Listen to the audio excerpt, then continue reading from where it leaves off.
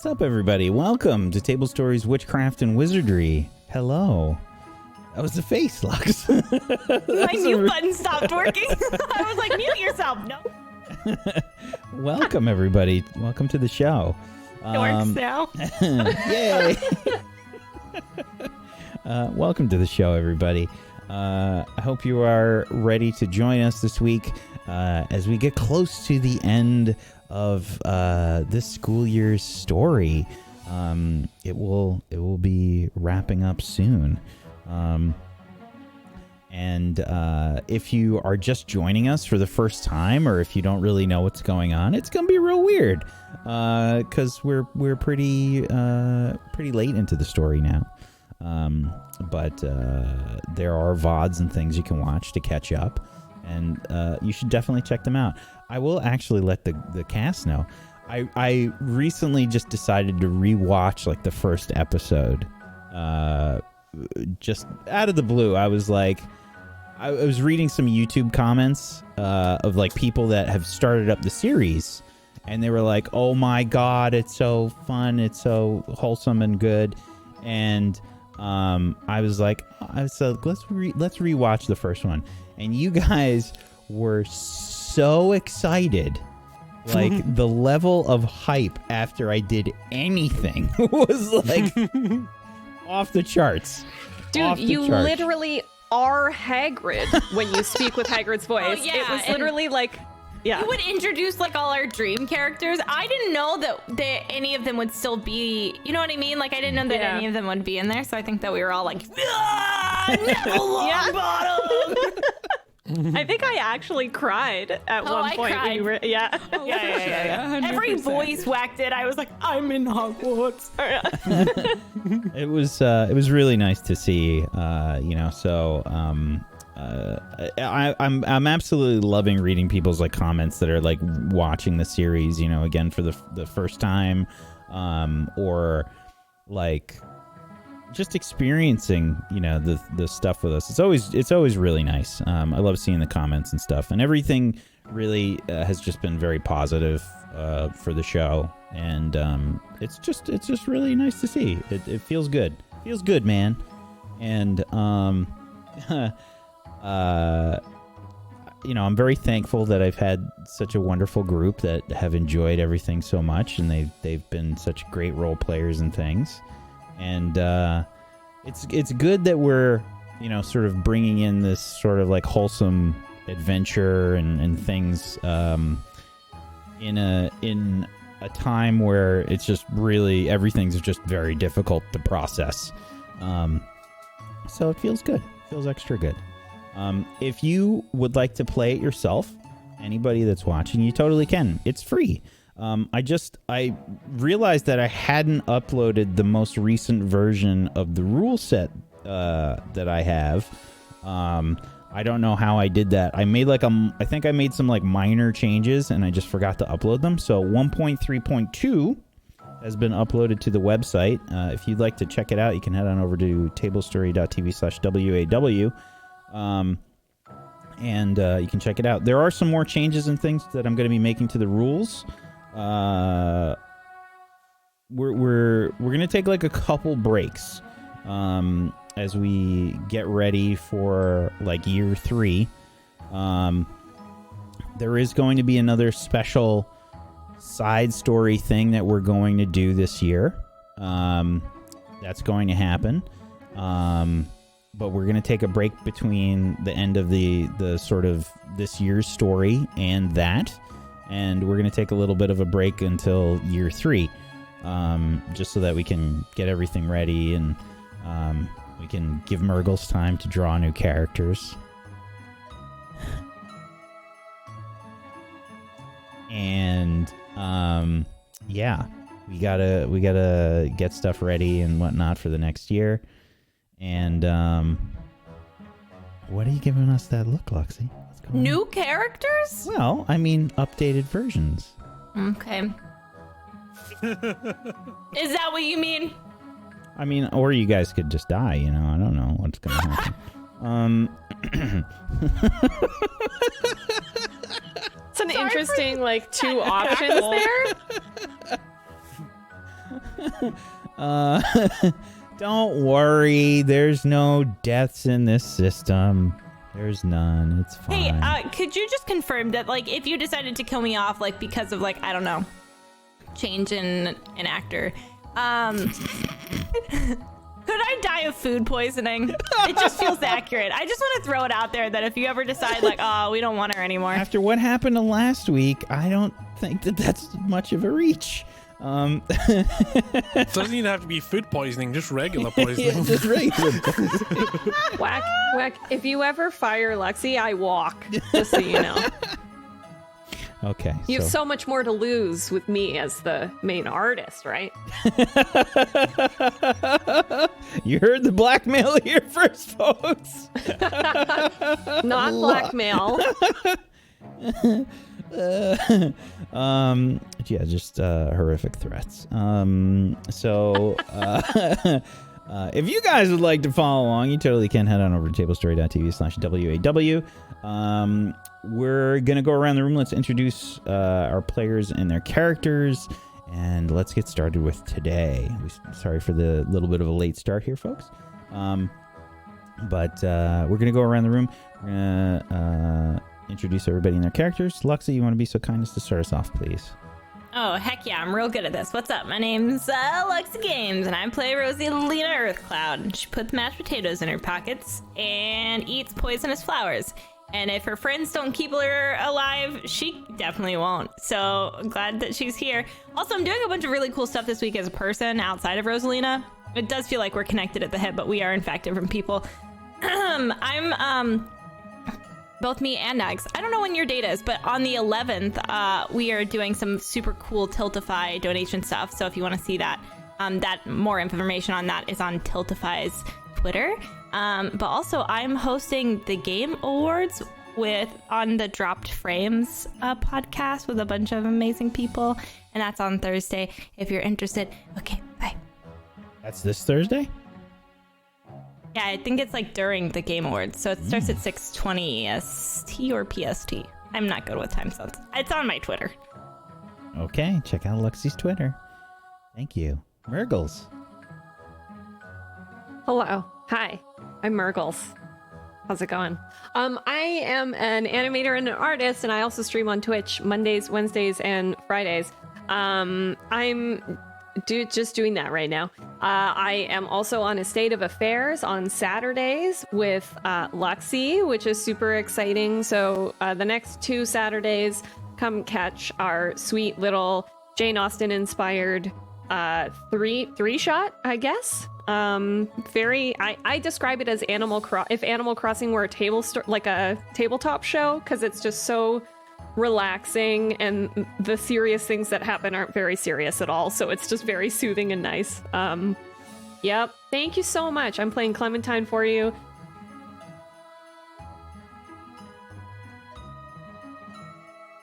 It's the aggressive nodding as an outro for me.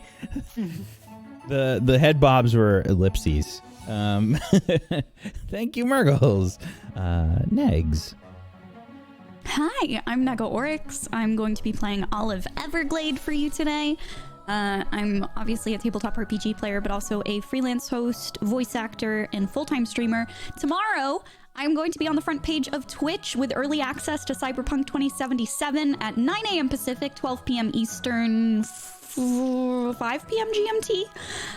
So I'm going to be checking out the Nomad life path on the front page, walking y'all through that step by step. And I'm going to be doing that all day. And then on Friday, I'm going to be doing some giveaways with my sponsor, Netgear, giving away some Nighthawk routers, which are the ones that I use with my streaming setup.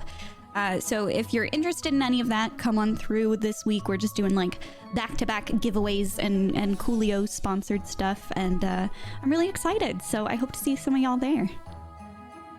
Thank you very much. Zagaldicus. It's so hard following Megs. She's always like, hi, I'm being successful and doing things and being awesome. And I'm like, hi. It's me. Wait till she wins an Oscar, and then she's just like, "Hi guys, Creates like That's a like won an half Oscar of this it, guys. weekend." Yeah. She's got secret awesome stuff she's doing too, whereas all the stuff I'm doing is not secret, and you can judge if it's awesome. I'm here playing Alexander Pepin. On Sunday, I will be playing Epotobith for the last time. It's a Dying Order finale. And you can also hear me playing Shiv on the Gone special, the Nexus Skybearers. You can find that tablestory.tv/Gone, and then you'll find it from there. I'm editing those, and I'm going to do episode 3 soon, so then they'll all be done, and they'll all be coming out, and it's great, and you can listen to them all. They're awesome. They're so good, by the way. PB killed it, as always. So check that out. And yeah, that's it. I'm not in the front page or anything, or on any like shows for Game Awards or anything like that. So just find me on the internet. It's got us everywhere. Thanks. Thank you, buddy. I'm Wax Steven, and I am the Headmaster of Doom. I will be dragging the players kicking and screaming through the adventure today. And what a day it shall be. What a day. Please make sure you follow all of these wonderful people. And if you have yourself a Prime Gaming that you haven't used yet, consider throwing it their way. Get yourself some emotes. And, yeah, a lot of stuff to do today. So let's get to it. On the last episode of Table Stories, Witchcraft and Wizardry,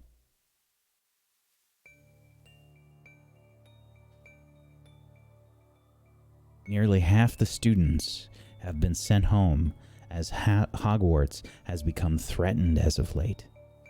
The majority of Swaff has remained, but Scorpius and Barney were forced to return home by their parents. Lily and Albus Severus Potter remain at Hogwarts for now, although Ginny Potter isn't happy about it. She sent a howler yelling at Lily and Albus. Prefects have been leading students to their classes for safety. Someone appears to be using Polyjuice Potion to get around the school, as Clem at the very least. Clem believes that the Glowacus was used to blank the ghost of Roger Bristlecomb's memory. The group contemplated that the vanished wing might be used by whatever is happening at the school as some kind of an entryway. Alex spoke with David Calderon Boot, and David seemed very hesitant to interact with his owl, but chatted with Alex nonetheless about various comings and goings in the school and how he had reacted to the situation. And it seems that David is staying in Hogwarts while this is all happening. Rosie ingested a poisonous plant to create a diversion for Clem and Olive to go speak to the ghost of Roger Bristlecombe.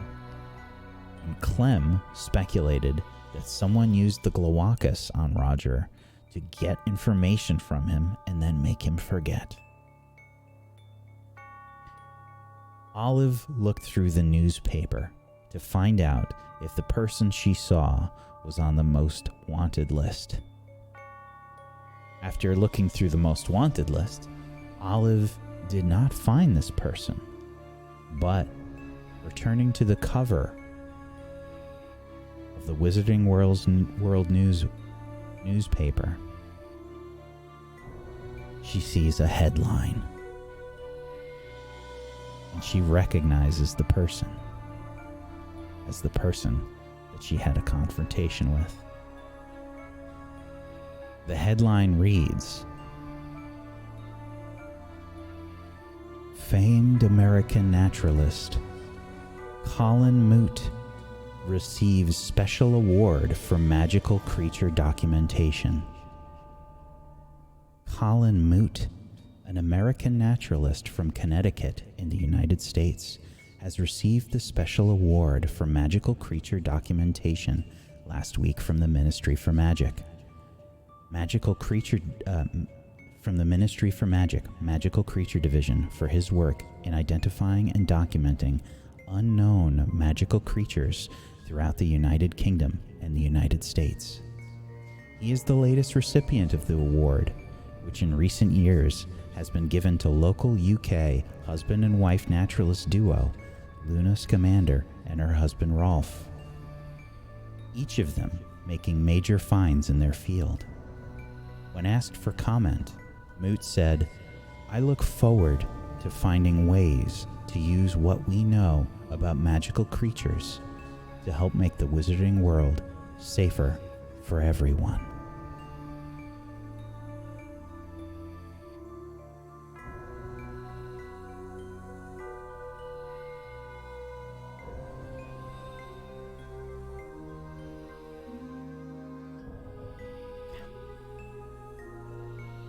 That's him. What? That's him. He's not on the most wanted list, but that's who attacked me. Look, it says here he works with magical creatures. That would explain why he has the bag that the Gloakis can go in and out of.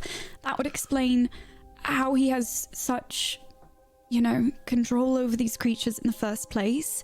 He's American. That's the guy. Okay. That's the one that I fought. Okay. Wait, okay, so the Gloakis, was that from the Connecticut too, or? Yeah. The last place it had been spotted was Connecticut, wasn't it? Yes. Right. We have to go tell Headmistress McGonagall. Yeah, let's do it. Right away. Okay. What do you have a... Alex? Well, no, because I was thinking it would be nice to have more.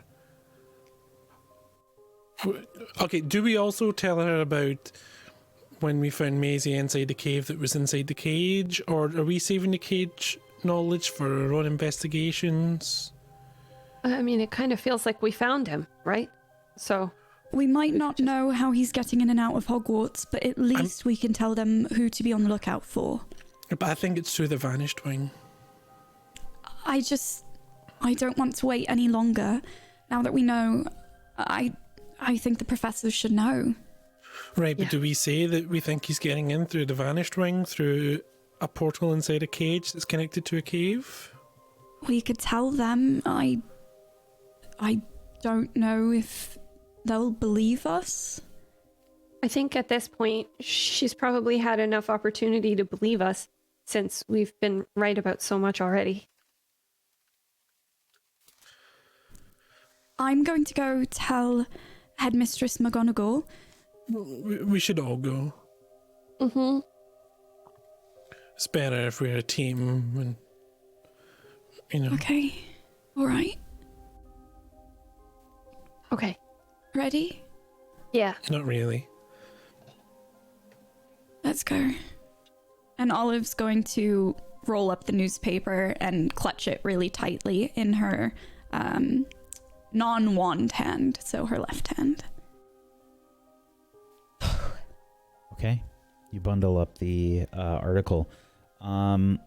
So you were all here, as well as Lily and Albus Severus.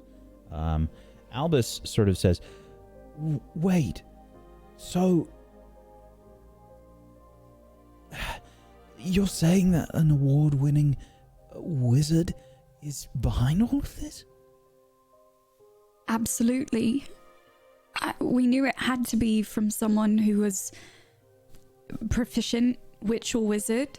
It had to be from someone who's talented enough to essentially break into Hogwarts and cause this amount of trouble unnoticed. It wasn't going to be an amateur wizard.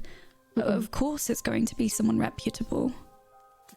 Do you think he do you think he's like trying to, I don't know. Isn't it because it mentions Professor Scamander in here as well, and and she's here at Hogwarts too, and they both got like awards. Are they competing? Is there some sort of beef? Sounds like a really stupid. Not the type you eat, Rosie. No. Oh, that's a good reminder. No, I was just gonna say. Well, the first person they took was Hagrid, and Hagrid was also related to magical creatures. So maybe they all know something that Mr. Moot wants to know. You think Clifford's in the bag? I don't know, but I think we should discuss all this after we've talked to Headmistress McGonagall. They could be up to something right now, and the longer we wait... Okay, yeah. We tell them. I think we give them as much information as possible. Yeah, okay. And then we can...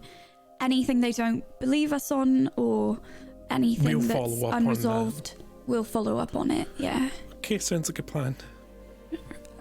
Thank you, Albus, for bringing this. This was so helpful. That's fine. Anything I can do to help. Do you want us to come along? Should you maybe go and tell Professor Scamander? Oh.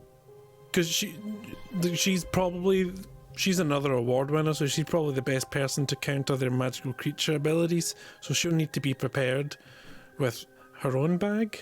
That's a great idea. All right, Lils, do you think maybe we can go do that and they talk to the headmistress? All right, are you sure you don't need any help? No, because if your mum hears that you're at the headmistress's, she will send you many more howlers and or come here herself, and she seems a little intimidating, to be honest. So. Both of them start to look a little green. Right. Yeah. We'll cover more ground if we split up and notify people at the same time. All right, okay. Well, good luck. See you later. And Lily and Albus sort of rush off. The four of you are still, in the Great Hall here. Albus and Lily get up from the table, and they do a 180. And then they sit back down, and they say, wait a minute. How are we going to talk to the professor? We can't even go anywhere. We have to go with a prefect. Well, then get a prefect. Make up a reason you need to talk to her. Tell them you pooped your pants. Tell them it's a magical poop. A magical creature poop. Yeah, magical creature poop is probably the best option. That's a good I one. can just say it's an emergency. Never mind. Okay. Ready? Yeah. Yeah, we need a prefect to... Do we need a prefect to go to Headmistress McGonagall? And maybe, I don't know. I think we should just go, and if we get Just go to stopped, the door. we'll explain it's an emergency. Yeah, okay. That seems... We could just run there. Yeah. Okay, yeah. If we get stopped, I've peed my pants multiple times. I'm prepared to do it again so that it looks like you're escorting me to a bathroom. Perfect. Yeah, that works really well. But I think going to see Headmistress McGonagall is a good enough reason, probably. Probably yes. Just in case Rosie takes the water off the table and drinks one and then another in quick succession. Okay. So, All right, Let's let's go. go. you begin to head to the doorway of the Great Hall. There are some prefects that are sort of milling about near the entrance, and you can see that one of them sort of stops you as you approach. It is an older student. It is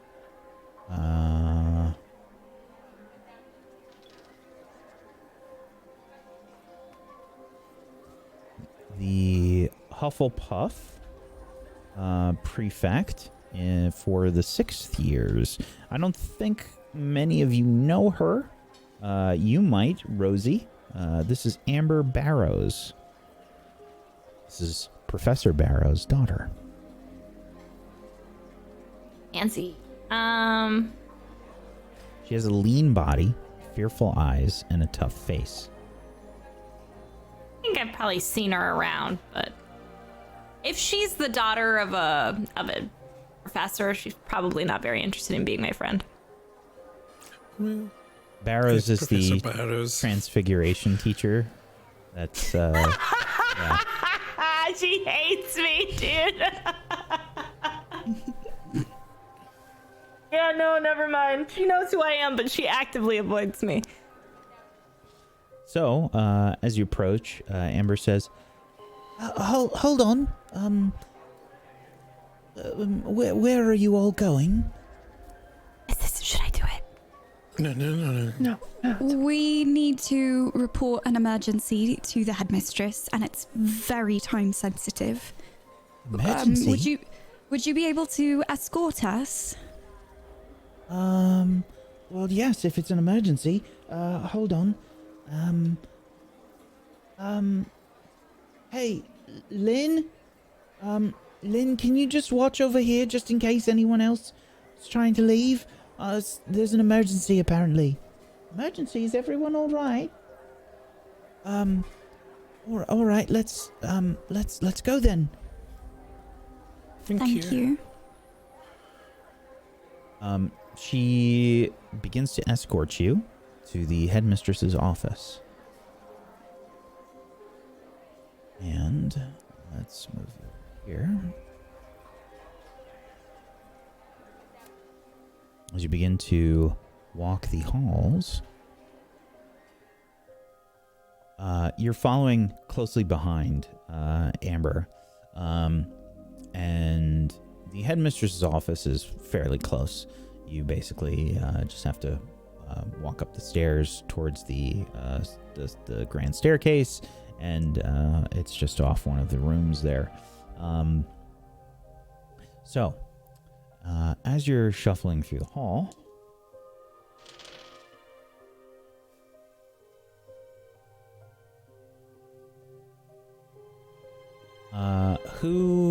what order are you all in?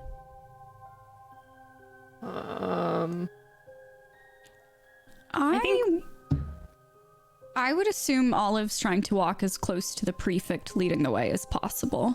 And I assume she's- Rosie's the opposite. I think probably it's Olive, Alexander, me, and then Rosie. Okay, sounds about right. Okay. So, you make it to the grand staircase, and the light begins to leach out of the area that you're in. It begins to bleed away.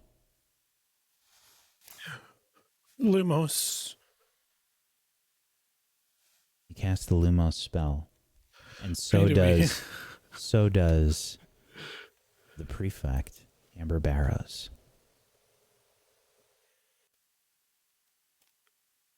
Ooh, 11. Good. You cast the spell, Alex. Tip of your wand illuminating. You see another tip of Amber's wand illuminate as the light seems to get leached out of the area around the grand staircase. You hear echoing throughout the grand staircase the sounds of shuffling footsteps and maybe a few other Lumos spells. Students on the staircase, maybe.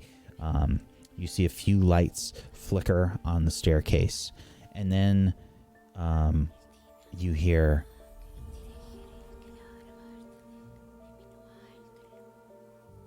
whispers. Alexander.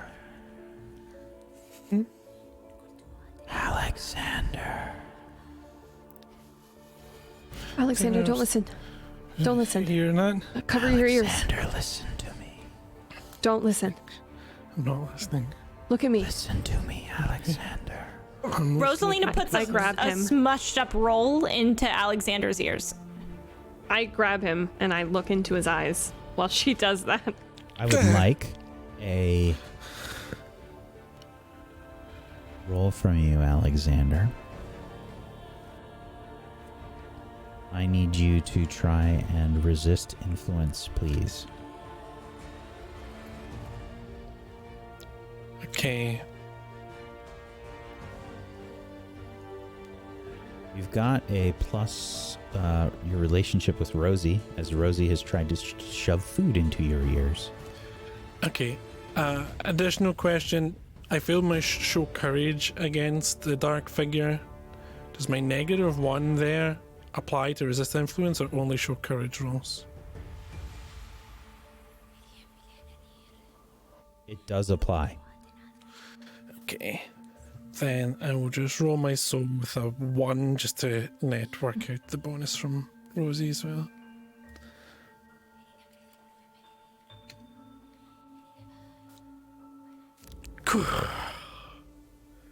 On a 10 plus, you resist their influence and take a +1 forward if they try to influence you again.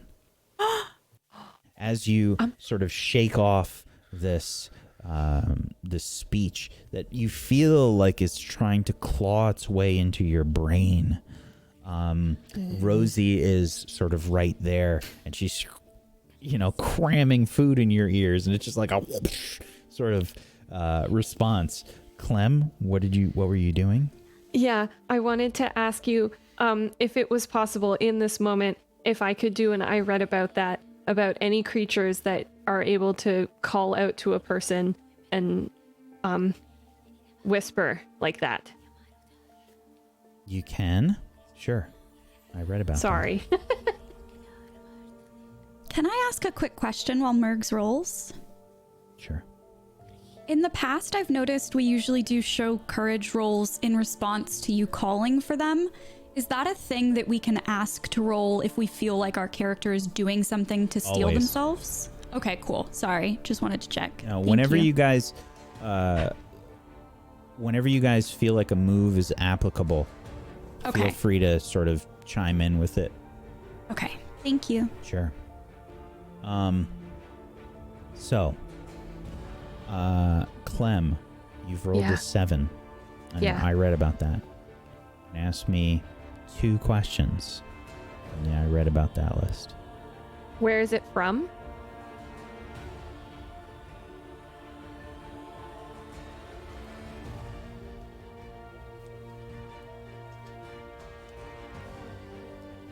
Don't know how to answer this right.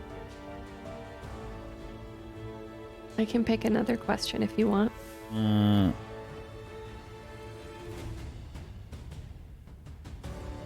You don't think it's a magical creature? Okay. Okay. Okay, then I probably won't ask a second question. I think all I wanted to know was whether or not I thought it was a magical creature based on my knowledge, so yeah. Okay. So, whispers for Alex continue, but Alex, you steel yourself and shake them off as Rosie's sort of slammed her hands over your ears with food crammed in them. It's a bit hard to just hear anything now, but you can all hear like, Alexander, listen to me. Alexander. He's busy right now. He's busy. So go mind your business. Alex is not interested. What is that noise? Who's saying that? Come out! Come out! Stop hiding! You hear Amber yell into the darkness. There's a few other students say, "What's going on? I don't understand. What's happening?" Olive? I had 2 questions. Can we understand the whispers?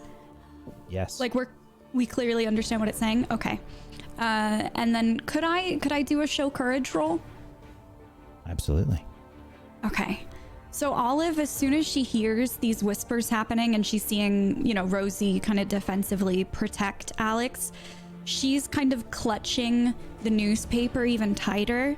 And I think she's drawing upon like a reserve of courage, of reminding herself like knowledge is power, and they have learned so much about this, and they are more equipped going into this battle than ever. And I'm gonna use my automatically succeed on a show courage roll as my house benefit to get that +1 forward when we challenge it. Okay. You hear the whispers again. All of you are doomed. All of you who have challenged him. All of you will fall. All of you. Who are we challenging? Let's just What? ignore it. Let's keep moving forward. Yeah, Keep moving let's keep forward, going. everyone. Okay. I don't Yeah. understand what's happening. What's going on? Who is this? Show This is the yourself. emergency. This is the emergency we told you about. And you see Amber sort of cast another spell, and she says, "Lumos Spotifico!" And the light bursts forth from her wand, shining around the room of this around the staircase. The staircase sort of brightly becomes illuminated, and then you see the light start to fade back in.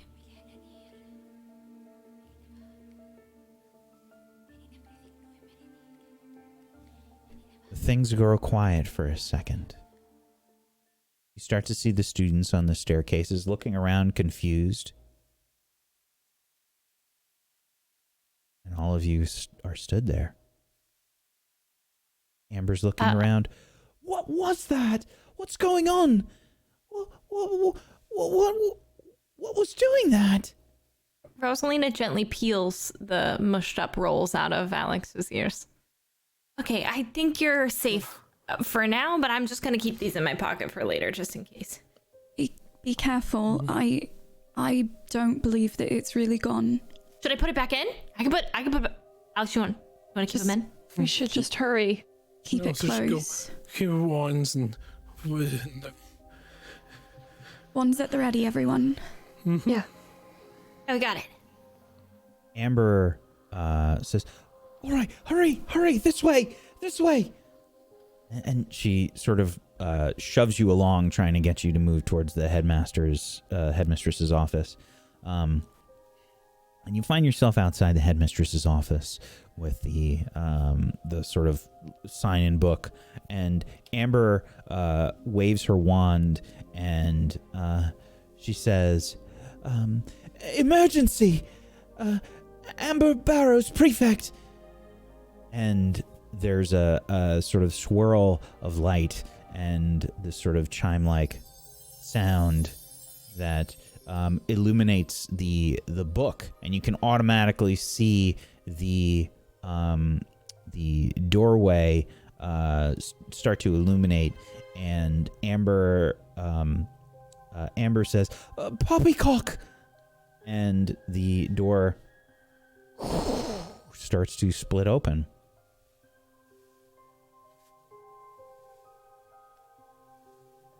Okay. What do you do? Walk in.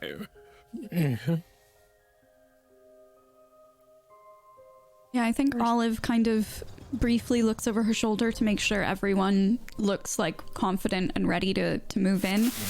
And then I think upon hearing that sound, she's going to make eye contact with Alex and just kind of give like a firm little nod as a stealing ourselves kind of look, and pushes forward briskly, very quickly into the headmistress's office. Okay. You walk inside, and inside you can see the familiar candlelight as Amber sort of rushes in and she says, Headmistress, I'm sorry, there's an emergency. Several students came forward. They were very scared, and something just happened in the grand staircase. Strange voices, and the light was leached out.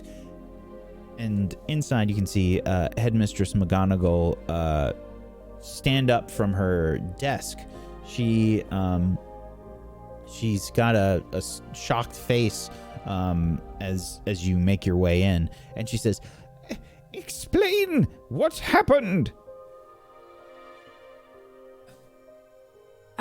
We found the identity of the person that I dueled with at the bottom of the stairs. I know who it is. You have? How did you find out this information? I saw them in the paper. In the paper? And Olive's gonna take the paper out and kind of like slap it down and point to the aforementioned article. It's him, Headmistress. This is the man that attacked me. It makes so much sense. Magical creatures, this is how he might have the Gloacus here. This is how he's able to control them so well. It all adds up. And this is definitely the man that I saw. I know it. She takes a look at the newspaper and she says, "You're quite sure that this is the person?" I would bet my life on it, Headmistress. And then when we were coming here, there was shadows again, and they were trying to talk to me, and it felt like they were trying to get into my brain. And then they said that anybody that challenged them was gonna perish or go away or meet their maker. Doomed. Yeah. Doomed, that was the word. Doomed. That we would fall, I think. Mr. Pippin. This whisper, it was directed at you, you say? It did it when we were in the hospital wing as well. It said my name, and then this time it said my name again, and said to listen to it. But it felt like it was like, it didn't feel good in my head. Perhaps a legilimens.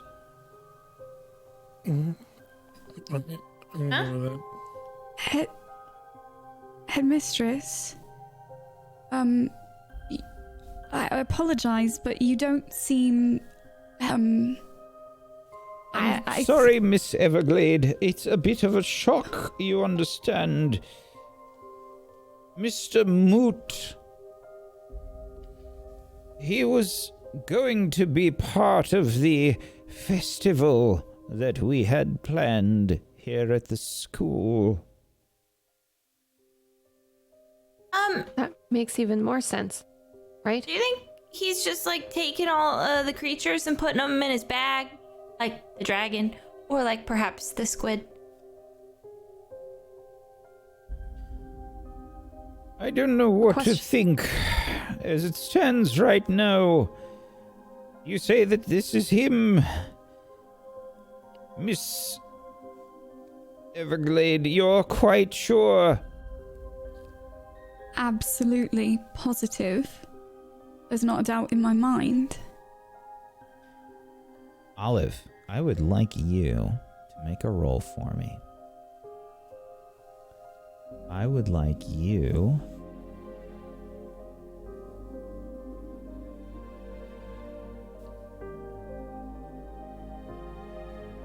So, it's a weird roll that I'm going to have you make here, because this is for you to remember something. And this is, I guess, going to be an I read about that. Okay. It's the closest thing that we can have you roll. Am I rolling with any kind of modifier with relationship or? Nope. Okay.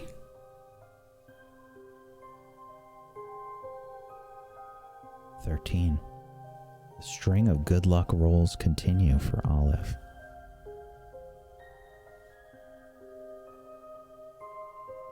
You have seen Colin Moot before, Olive. Before coming to this school, in fact. You remember seeing Mr. Moot when you were younger.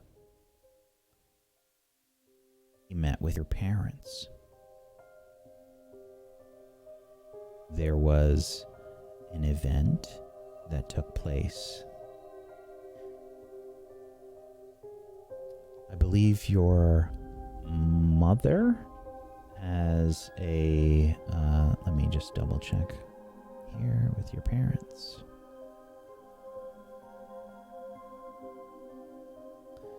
Your mother knew him.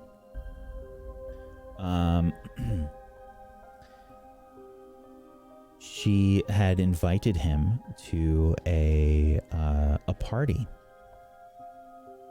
And we have a sort of little scene take place in your head for a moment. We see a young Olive, probably maybe 8 years old, something about like that.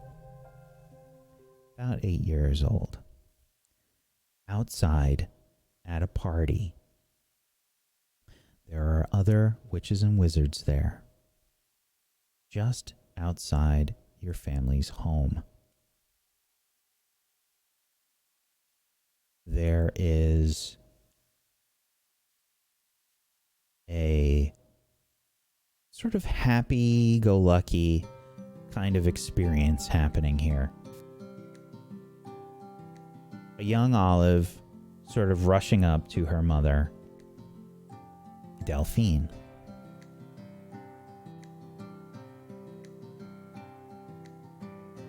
You can see that she's just gotten prepared one of your favorite dishes.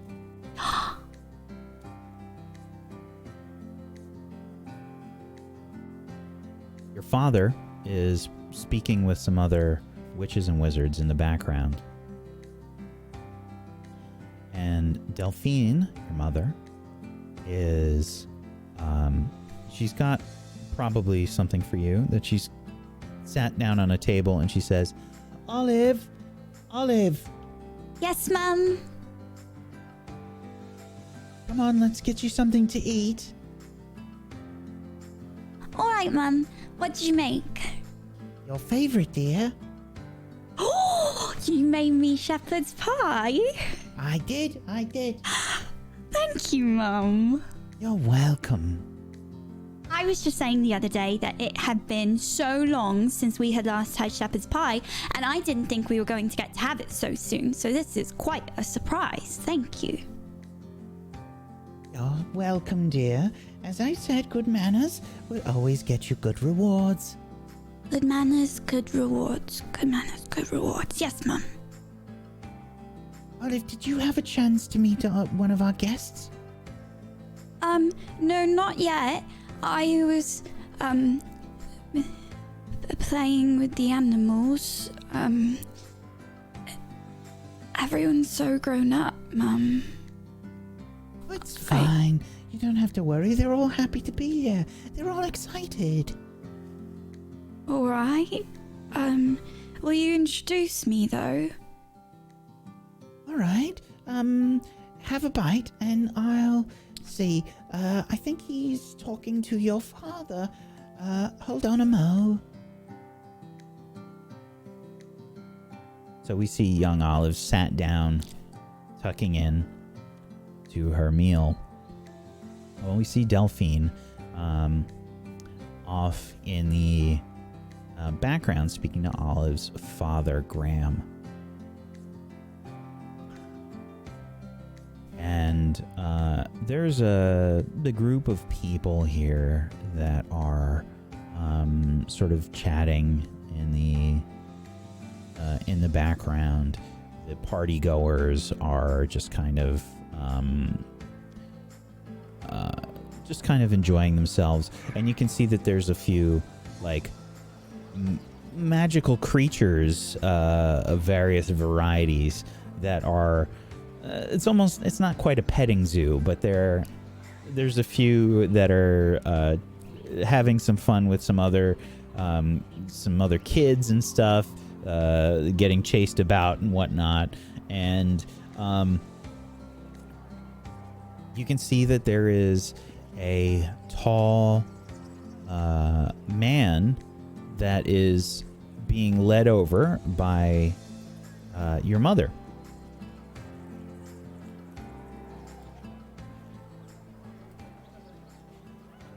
And he's got a smile on his face. And he says, "Oh, is this your daughter then? It's so nice to see that you've made quite a family for yourself, Delphine." "Oh, thank you so much, Colin. Yes, this is my daughter, Olive. Olive, say hello to Mr. Moot." Hello, Mr. Moot. A good day to you, Olive. It's nice to see you. Are you a friend of my mum's? Oh, your mother and I go back, well, a few years now at least. So do we. I've known her, like, literally my whole life. That's funny. Your daughter has a very good sense of humor. Yes, she does. Yes, she does. So, Olive, do you want to show Mr. Moot some of your friends? Do you want to introduce him to some of the animals that we have here? Do you like animals, Mr. Moot? I do. It's my job. It's your job to like animals? Yes, it is. I didn't know you could do that for a job. That's brilliant. And Olive kind of like looks for somewhere to write that down, and she can't find anything. So you just see her go, "You can do that for a job." Okay. Yeah, I could introduce you. I could introduce you to my favorites. It depends on what kind of creatures you like and if you're easily frightened. Because if you're easily frightened, then I don't want to put you in a situation where you're going to be nervous. Because I understand I was nervous the first time I had to interact with them. But we have so many different creatures, and I named them all myself. But we do have some new babies if you would like to help name some too. Well, why don't you show me your favorites? I will say, though, that it's one of the important things you need to have if you do work with animals, to not get scared easily. You have to be very strong-willed. What do you do when you get scared, Mr. Moot?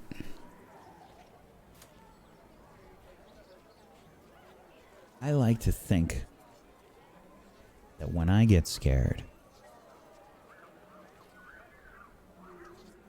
I like to think that that fear is something that I can grab hold of and throw it aside. I don't know. It's the thing that always lets me push forward. Throw it aside. That's a good idea. Do you want to come meet my favorite, my best friend? I do. Okay, Mum, we'll be right back, but don't let anyone eat the shepherd's pie, because I'm going to come back for that, alright? Alright, dear. Okay, Mr. Mott, hold my hand so you don't get lost. My name is Moot. Moot, Mr. Moot, hold my hand so you don't get lost, please. Okay. Okay. And Olive is gonna kind of swing his arm a little and guide him out around the side of the property, where they have an enclosure for a hippogriff. So, as you approach the hippogriff, he says, "Oh, you have a hippogriff here. What's your hippogriff's name?" Her name is Cassiopeia, only I get to call her Cassie, but that's only for me because we're best friends, so don't do that because she doesn't know you yet. You call her Cassiopeia. All right. And he begins to approach the hippogriff, and before he does, he bows his head and waits for the hippogriff to do the same. Olive kind of pops up over his shoulder and she goes, "It's okay, Cassie. Mum said he's a friend. He's okay." Cassie bows her head, and he looks up and he says, "That's a good hippogriff." He says, "My name's Colin. It's nice to meet you." He puts out his hand.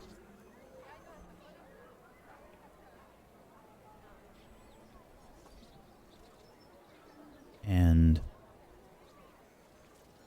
we return to Hogwarts.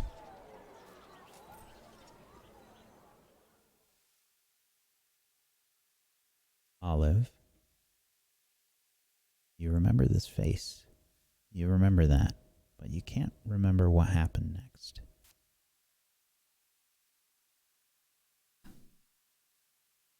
I remember more now. Remember more, Miss Everglade. What do you mean? Yes, I mean I dueled him in the hall at the staircases, but I was wondering, I couldn't figure out why his face stood out in my brain so well when I only got to see him for a few moments, and I just realized I met him when I was a little girl. You met him when you were a little girl? He knew my mum, and he came to our home once, and my mum asked me to show him our magical creatures that we had. So I introduced him to my hippogriff. And then what happened? He bowed, like you're supposed to, but I can't remember how Cassiopeia reacted, and I can't remember anything about that night afterwards. It's just gone. Very peculiar indeed. This Mr. Moot, as I mentioned, he was supposed to be a part of the festival that was planned that I'm sure you've all heard about by now.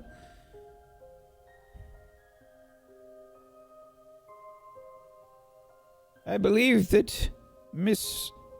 Scamander knows him as well. I've spoken with him but briefly. He seemed an odd man.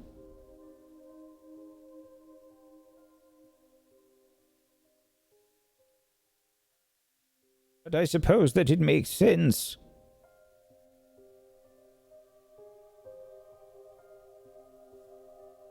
I'll get the word out to the rest of the professors. In the meantime, I want you all to return to the Great Hall, stay where the rest of the students are and the prefects, and I will also ensure that there is a professor nearby as well. We don't want any other surprises to happen. Yeah, we think that maybe something with the Vanished Wing might be involved, so I don't know if you want to post guards near there, just in case. What does the Vanished Wing have to do with any of this? Are you referring to the book that was taken? Well, that, yeah, and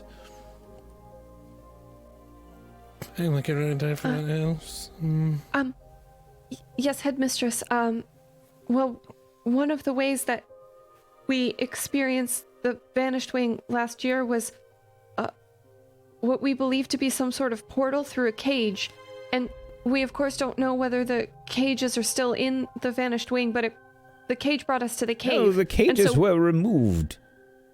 Right, so my theory is that one of the cages leads to the caves, and perhaps that's how they're getting in to Hogwarts, is through the cages. So depending on where you've put them... The cages were moved to storage areas in the school. Well, that would explain why they're getting access to the school and how they can move all these places. I don't know, it's just a theory Gosh, that we such have. a big school. Where would you even keep the storage units? We have various storage areas throughout the school. Maybe investigation. Horrors are probably best equipped, maybe. Yes, I will be sure to alert the Aura Silverberry and Aura Sparks immediately. Hey, it said that Professor, whatever his name is, Mr. Moody Pants, he was, didn't he get his picture taken at, like, the government place for the wizards? Isn't that what it said in the newspaper? The Ministry of Magic. He went to the Ministry of Magic and got his award there. And isn't that where the Aurors work? Do any of the Aurors that are here now, do you think that they are friends with Mr. Moots? Because I did see two figures when I saw suspicious figures. There was always two of them, and then there was the Clement mime, the apologist Clem. So that's another. So there's at least two people. So we don't know who the other one is. And you think that one of the auras is responsible? No. I'm not saying that. I'm just saying, at this point, who do we trust? You know? He may have got their hair, I think, is what... Speculation is not a good thing in this case. We must be wary, obviously, and paranoia is a burden that I don't know that we can allow ourselves. We need to be cautious, but paranoia is the step beyond that. Well, okay. Just be careful. Keep your wand handy. What do you recommend we do if we're walking through the halls and something attacks us or we hear that whisper again? Is there... Tries to get in my brain again. I recommend that you do the following. First and foremost, if you are required, you should be with the prefect. But always listen to the prefect that is guiding you. If you are unable to do so, try to run first and foremost. If you can't run, then I expect you all to defend yourselves to the best of your abilities. Yes, Headmistress. Okay. Thank you, Headmistress. Good luck. I will be contacting the other professors immediately and speaking with Mrs. Scamander. Hopefully she can shed some light on the situation. And in the meantime... In the meantime, you will return to class, as that is the safest place for you. Okay. Yes, Headmistress. She sort of looks down for a second and says, "At least for the moment." Okay. That's comforting. Well, I think we should hold hands and walk back to the Great Hall together and sprint, maybe. We can't, because we only have one hand each, because the other hand's for our wands. Prefect So I hold Barrows. my wand, Prefect Barrows, please escort everyone back to the Great Hall and take extra great care to keep your eyes open for anything strange. But you can also cover your ears if there's whispers. Do you want me to put the rolls back in now, Alex? Well, I don't know if it's sanitary. I have another roll. I don't know if rolls are sanitary. Okay. Well, if you get scared, I got trolls. They're okay in an emergency, but Okay. thank you. Prefect Barrows starts to herd you out of Headmistress McGonagall's office, and she says, all right, everybody, follow me. Let's head back, and perhaps all of you should cast a Lumos spell, just so that we have extra light, just in case. Yes, of course.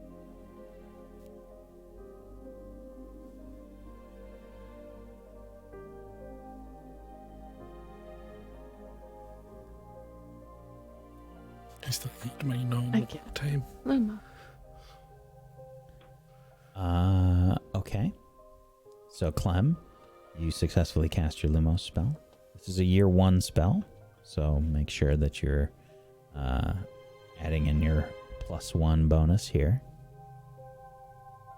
Oh, I forgot to add my +1. Oh, you I cast also Lumos Spotifico? Yeah.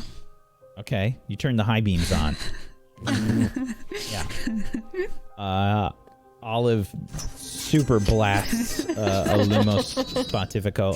Olive, choose 2 side effects. Okay.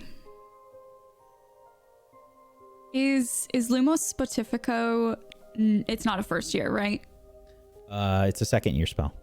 Okay, cool. I'm gonna say the spell has a diminished effect. I think a lot of the time when that spell is super successful, it's because her heart's in it. And with this, she's frustrated with the prefect, just walking them back like normal. And so I think her heart's not quite in it. And even with the diminished effect, it's still, like you said, more high beams than turning on a flashlight. So I think someone or something would be alerted to the casting of it because it's so strong out of nowhere. Yeah, and I think it's the diminished effect is it's kind of like a little bit strobe lighty. So wherever you're pointing it, it's like super high beam off, super high beam off. It's almost like your wand is kind of like boop, boop, boop, boop, boop, boop. Rosie, are you casting a Lumos spell? Oh no, I will be leeching off of everyone else's Lumos spell. Okay. See, that worries me. Should I be casting my own Lumos spell? We're all in a group, right? Like, we're not, like, splitting off. Oh, God. Prefect Barrows is sort of leading you all off. And what's your marching order again? Same, I think. I would assume the same unless anyone wants to switch it up. No. No, I think that if we're maybe I'm staggered like walking- that, too, like, we're both near somebody that's cast a Lumos spell, so... I might have that's a stepped good idea. in front of Alex, though, like if he's feeling, because I'm feeling very like, yeah, and he's feeling kind of, I would have descriptive. linked arms with Rosie then to have like Olive's dominant wand hand is out, and then she's gonna see that Rosie isn't doing the spell, and she's like, "Come on, Rosie." So she's gonna kind of link arms to keep her right next to her. And I never perfected that one. And I'll walk next to Alex. Psst, yeah. Clem. Yeah. Do you? Right, so the times were... let me start again. Clem. Okay. Psst. Yeah. So some of the times that we've seen the figure, they've been in the staircase, and from there they can access lots of places. Do we know of any storage places near the staircase? Have we seen any? Have we had to go and get things for professors, or seen professors go get things?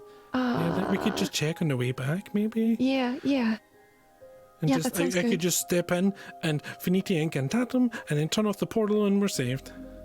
Okay. Yeah. We can keep an eye on it. Alex, can I ask you a weird question? Yeah, Super sure. weird question that I'm pretty sure you'll be really mad at me about. I'm sorry in probably advance. too scared to be mad, so you'll be okay, probably. Go ahead. Have you like heard from your dad at all? We don't stay in touch. Why? No reason. See, that part makes me a little mad. Yeah, okay. I like I'm just trying to figure out reasons. who could be calling your name, Right. you know? And kind of knowing you and calling your name, it's kind of like, I don't know. Maybe a dad thing? But No, well, no. See, like I don't like him all that much.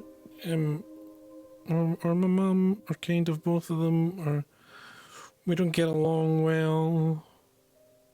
But I don't think he's a dark wizard. no. I'm just- sorry, I didn't mean to insinuate. No, And he it's was. okay. He's just It's kind of 'cause- scary. The times that I've seen him. No, he will kind of, but then also not. He's I don't know. He just wanted to. I don't know. I not the time. Maybe some other time we can talk about my relationship with my dad. Okay, yeah, sorry. I didn't mean to. It's Just the wheels, you know, yeah, they go. yeah. when I don't want them to. Return the wheels towards storage areas. Do we Storage know units, any? yes. Storage. Apart from the areas. you know The I know dungeons. the dungeon one, but is there any near the staircase? Is there? Hey, Whack, could I do an I read about, or what would it be? Would it be like an I read about that role, about me knowing where storage units are because I'm so often working in the kitchens with Lottie? Yeah. Okay. I have a relationship with Lottie. Would I add that to my I read about that role? No. Okay. 10. Okay.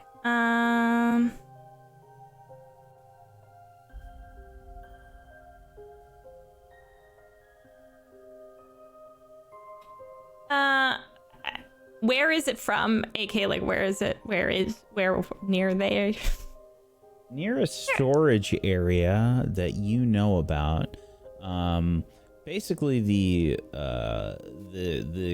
kitchens have a big storage area, like a cellar below them. There are several storage rooms off of the grand staircase. There's 4 of them.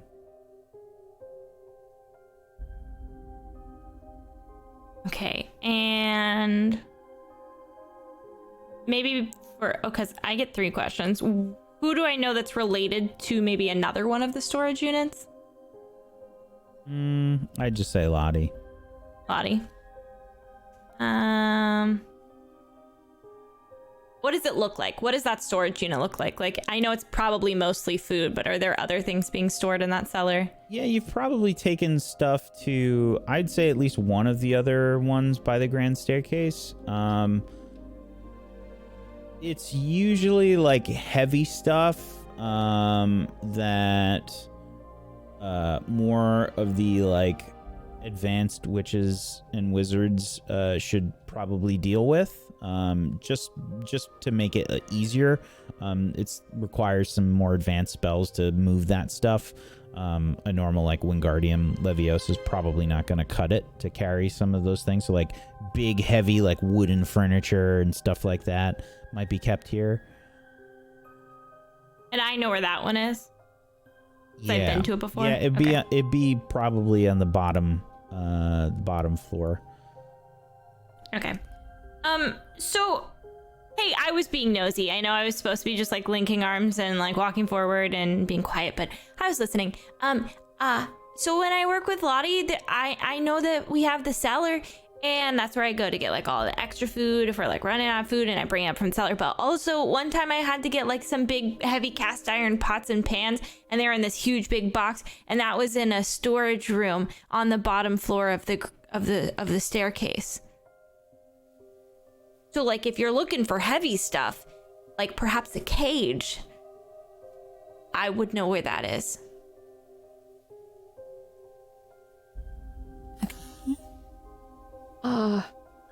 Okay. Rosie, you genius. Rosie. Having a part-time job is kind of useful, right? Rosie, that's brilliant. Yeah. But we have the prefect. Yeah, that's true. We do have the prefect. I also have this. Hold on one second. Rosie's gonna put a forgetfulness potion onto a cookie and offer that to the prefect. I would like to assist by trying to block Rosie from the view of the prefect, since we're walking next to each other.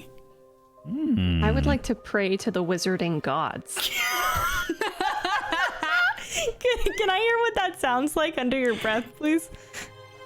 So this is a Dear convince. God. This is a convince roll, Rosie.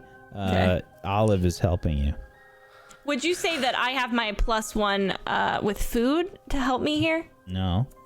But I'm using a cookie. Yeah, that's great, but you get to pick one relationship, and this is going to be... Oh, wait. Oh, I'm using Olive. Yeah. I'm sorry. Selective hearing. Olive is helping. So. Okay. Okay. So, as Amber is a fellow Hufflepuff, it's probably hard for her to turn down a snack here and there. So you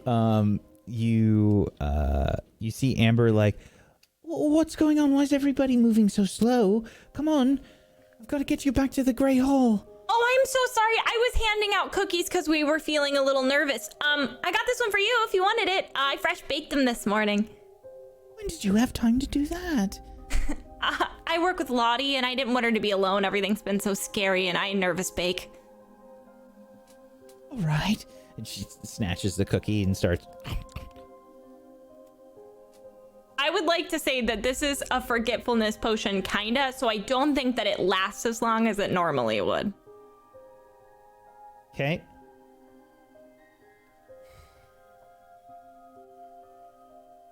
Amber's like looking at you for a second.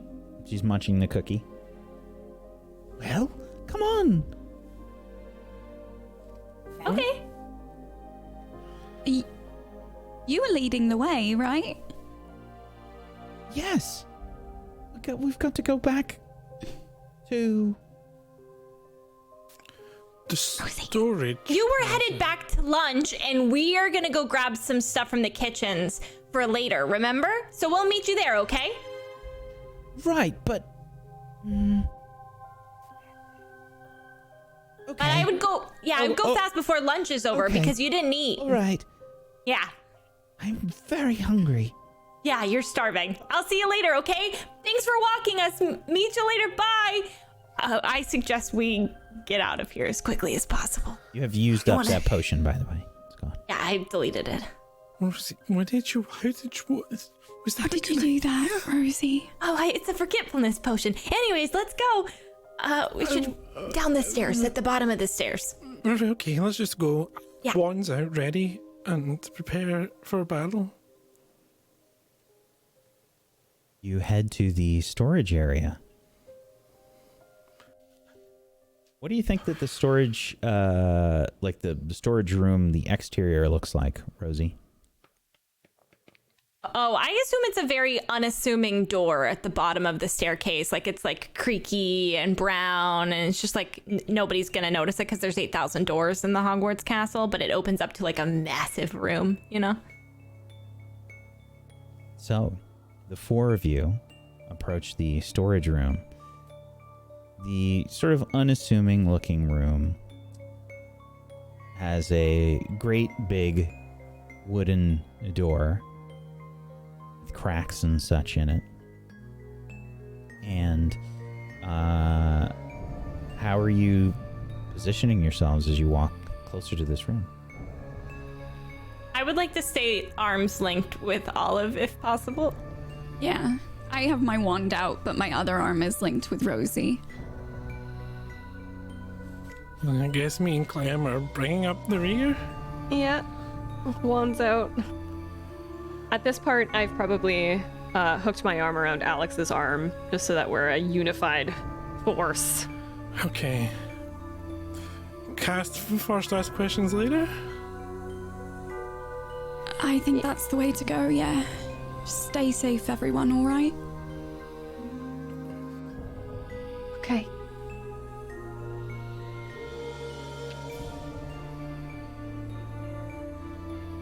Rosie, What? Yeah? after you. Oh, I'm going first. Okay, cool. Yeah, I've got it. Rosie yanks the door open. I'm assuming it's like a heavy old wooden door, so she's like really tossing her body into it. Okay. You pick the big heavy door. Slides partially against the stone floor. You can see your wand light reflected off of the walls inside. You can see sort of like towering large furniture and stuff precariously balanced in there. A lot of like dust probably milling about. You can see beams of light from your wands sort of illuminating dust that's moving through the air. It's a nice bed frame. Shh, shh, just look for the cage. Look for the cage. Oh, okay. Stay in pairs at least. Yeah. Can I make a notice something roll as we're looking for the cage? Sure.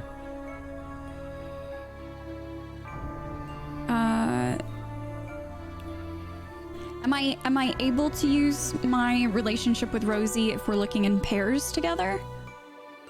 Yes. Or no? Yes? Okay. Thank you. But no, you have Lumos. No, you're good. Never mind. Okay.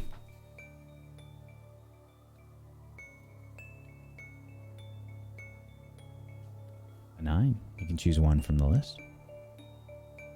Is there anyone or anything sneaking around?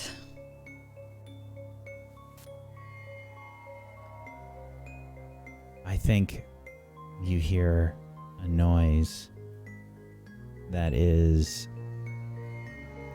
probably like a sound of some scraping on the stone, some scrabbling on the stone.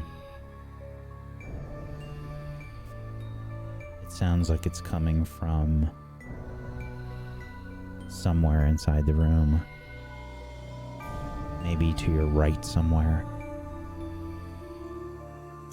Hear that? Wand at the ready. Okay. Okay. Just approach slowly. Mm-hmm. We can handle this. Wait. And if we can't, we run. Okay.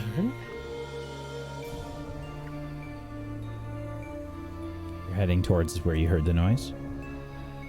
Yes. Yeah. I don't think we're splitting up. I think maybe all of us are going in the same direction. Sure. All of you are moving through the dark with your wands illuminated. Olives is sort of spitting high beam light sporadically, like a bit like a strobe effect, which probably just makes things worse, frankly. Because it's a bit like a haunted house kind of thing. As you're illuminating, you see like this stark, bright, hard contrast shapes from the strobe light effect of Olive's wand. The shadows creating all these like horrific images as you're looking all around, and you can see there's like tables and stuff that are upended and like some bed frames. There's like some stacked desks in there, and there's no windows in here, so the only light really is your Lumos spell. It's a big, wide storage space, and you hear this like to your left, Alexander. I turn with my limos outstretched towards it, like tense up and clam. Yeah, I turn with him. Noise. There's a desk that's precariously balanced that is wobbling a little bit. I'm sorry, what? What is that? Oh, Wait, halt, wait. I would like to notice something, if I could. Sure. Okay.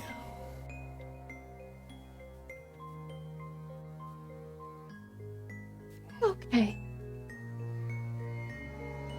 Do you have a relationship with me that you could choose? Oh, no. Clem, Yeah. you said you were linked up with Alex? Yeah, I'm holding his arm. Something grabs your ankles, Clem. And that is where we're going to take our break.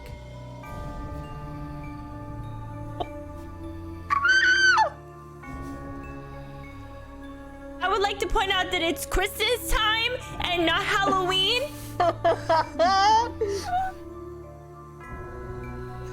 What? What? Okay, fastest break, let's go! Yeah, let's pee. Let's get back here. We got gonna- stuff to do. Spells to cast. We're going to take a little bit of a break here, folks. So, if you haven't done so, please make sure you follow all of these lovely people. Please make sure you follow us here on Table Story. And if you have yourself a Prime Gaming that you haven't used yet, consider throwing it their way. Get yourself some emotes. Go support these lovely people. We are going to take a little bit of a break. So, we'll be back in just a few happy minutes. music on.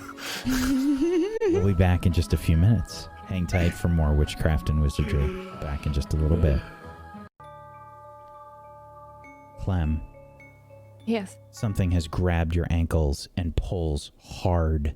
Alexander, I need a struggle roll from you as you realize that Clem is being pulled and you're holding on to her.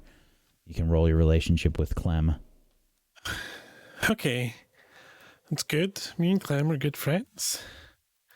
So, Oh, a 7. A 7. Choose one from the struggle list, please. I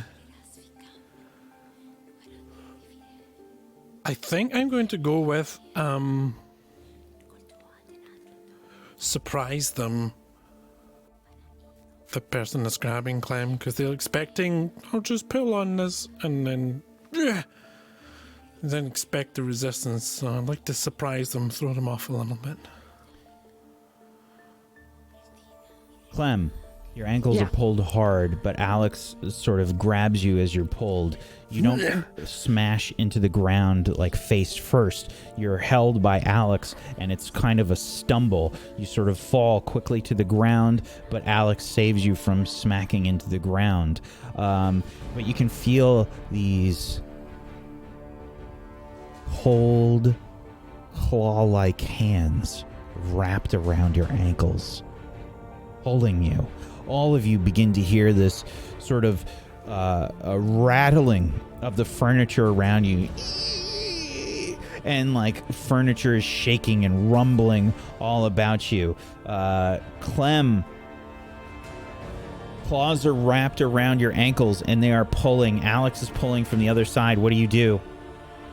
I'm going to cast Stupefy. Where? Can I... At my feet.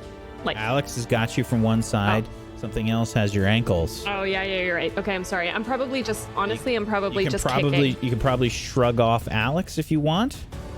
It's up to you. No, I think I'm just, like, kicking what's Okay. on my foot, and yeah.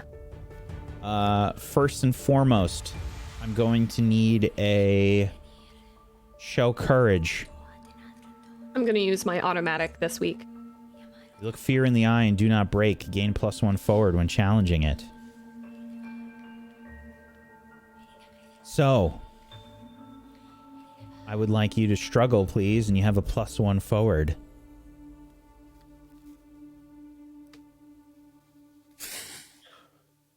A 10. So, You feel this thing grabbing your ankles. You kick hard. You feel something sort of rebound as you kick, and there's this sort of like squelch noise as you feel something connect with your foot. It lets go of your ankles. Alex, you pull Clem free of whatever it was. The desks and like the bed frame and stuff, they begin to rattle and move about. What are the rest of you doing? I would like to... I imagine that like we hear what's happening before we see it. So Olive's gonna whip around, and can I see even a part of what's holding on to Clem? You've still got your Lumos Pontifico illuminated right now. You're turning that way with the Lumos Pontifico spell. It's strobe lighted, and there's a lot of stuff in the way. You see something beyond all of the like furniture and stuff, but you can't really make it out. Okay. I would like to aim in the direction of where I can see Clem struggling. Like, it sounds like there's a lot kind of blocking my vision and making it a little hard to tell what's happening. But Olive's going to aim in that general vicinity. Sure. Oh gosh. And she's gonna aim where she thinks the You're attacker. gonna need a show courage roll. Okay. Is this the same opponent that I showed courage against earlier? No. Okay.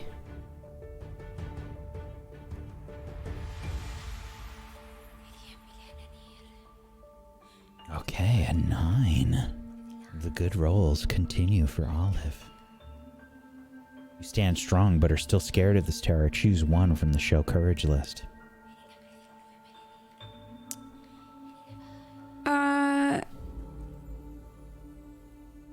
Let me know if this makes sense. I'm just curious about the wording. For the last one, it says you let your friends down, but gain a +1 forward. Does that mean that something happens in the moment that I'm letting them down with, or? That's up to you. You're getting to make this choice. Okay. I want you to figure out how you're letting your friends down. I feel like, from Olive's perspective, the fact that Clem is even in this situation means that she's already failed. She's already let them down. Like, in her mind, it is her job to be protecting her friends and make it so no harm is coming to them. No one should have ever touched Clem to begin with. And she feels like she has already failed in that something is grabbing Clem. And so I think where she's getting this reserve of courage from is realizing, like, she feels like the worst has already happened, and she physically can't afford to not be brave in this moment and to, like, step up and do better to fix what she's already failed to prevent, I guess. Okay. What do you do? Olive is pointing her wand in the direction that she thinks the attacker is grabbing onto Clem with, and she's going to cast Immobulus. Okay. Go ahead and cast it. Do I use my relationship with Clem as a modifier here? Not in this case, no. Okay, cool. You begin to cast Immobulus. 2 side effects happen, though, as you roll a 9 and something goes wrong. What happens in this case? Oh gosh. What do you feel is the most accurate? There's a lot of stuff around. There's people in the way. What's going on? Yeah, so normally Immobulus immobilizes and completely stops the action of the target. I think the two that make the most sense here would be the spell has a diminished effect, and one of the players takes a condition from a partial misfire, I'm guessing that the spell itself was successful, but based on how obscured everything is here, I think Olive kind of lands a bit of it at Clem, and instead of one person being completely frozen, I think it slows both of their movements down, where they're not frozen in place, but more of like moving through molasses almost. I'm so sorry, Clem, I love you. Okay. So Clem, you feel the spell sort of like hit you, and you're trying to move, but it feels like you're moving in molasses. There's this like strange squelched sound from beyond the tables and the chairs, and they begin to rattle and move. They look like they're about to fall over onto Clem and Alex. What do you guys do? I I will can't cast. move very much. I'll cast Wingardium Leviosa on like the one that's like directly over us, so it kind of like holds there and deflects the other one and gives us a second to get out of the way. Okay. Try and give it a shot. Wingardium Leviosa. A 9. What goes wrong as you cast a 9? As you cast a spell and get a 9?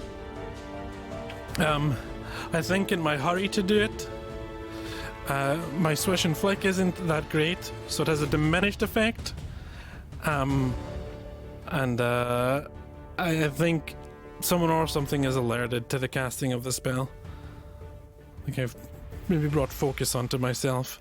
So, instead of catching like what you want to catch, only like the topmost thing that's kind of falling, which is like a desk, you slow it and you can't seem to move it where you want it to move. It's still about to like crash towards you. I need a roll from you, Alex, as you try to get out of the way. What are you trying to do here? You realize it's moving, it's still moving, and you can't quite move it out of the way. Yeah, I'm just gonna try and like throw it one way and throw myself the other way. Myself and Clem. Yourself and Clem? And I've probably got two hands on my wand at this point, so I can't grab her, but I'm like launching myself in that direction, hoping to maybe catch her. Are you trying to shield Clem?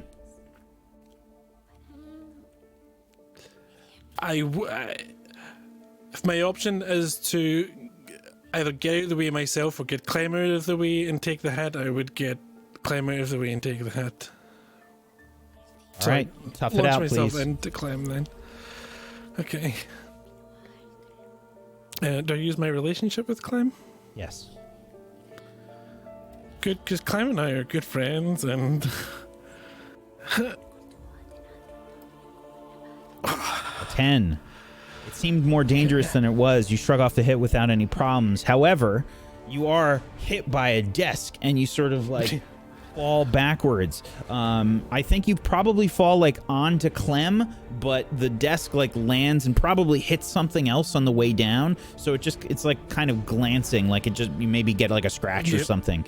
And it sort of clatters around, falls right by you. Rosie, what's going on? You're seeing Alex like get shielded from this desk. There's stuff that's falling down now all about you. What are you doing? I think that Rosie is going to take her she has a Vitamix potion on her, and try to use that extra speed to help get in the way and pull her friends out more quickly than they would be able to normally. Okay. You're going to drink your Vitamix potion. Is this a regular one? It's a perfect Vitamix potion. Okay. You drink it, and there's like a little bit of pep in your step as you try to do what exactly? I'd like to know how you're doing this. I think that they're in this moment, like I almost see it as like an adrenaline rush with Vitamix. So like they're super like in the moment, like just trying to figure out what's going on. But I can see like more clearly and more quickly now, so I'm trying to like get them up and out of harm's way as quickly as possible. So I'm like pulling Clem up and pulling her to the side and then going to get Alex and pulling him to the side. I think Olive in the way as well. Olive is probably not in the way. I think Olive It's sort a of little further distanced back. herself, to cast the spell. Yep. Yeah. Okay. So, I would like you to... I guess this is going to be a struggle. And you have a +1 because of your Vitamix. And you can, depending on who you're trying to help specifically, you can roll with your relationship with them. Okay. I'm gonna use my +1 with Clem. They're the same bonus, so. Yeah, if I saw you coming over, go get Clem. She got a spell cast. Okay. So, Rosie, you grab Clem. She seems to be moving strangely, but you pull her away as more things crash all about you. You can see like wood sort of splitting and splintering as like a few table legs and things crack, and like this heavy wood furniture sort of like smashes nearby, like loud thunderous booms that are echoing in this room. Off of the walls. You've pulled Clem aside. Alex is still sort of, there's still stuff coming down all about him. Olive, you think you've connected with whatever was on the other side, but you can see that this furniture is sort of falling down still. Rosie has pulled Clem just out of the way of some of it. What are you doing? Are there still like big pieces of furniture precariously? Yeah. Okay. Olive is going to point her wand at them and yell, "Spongify!" Okay. Cast the spell.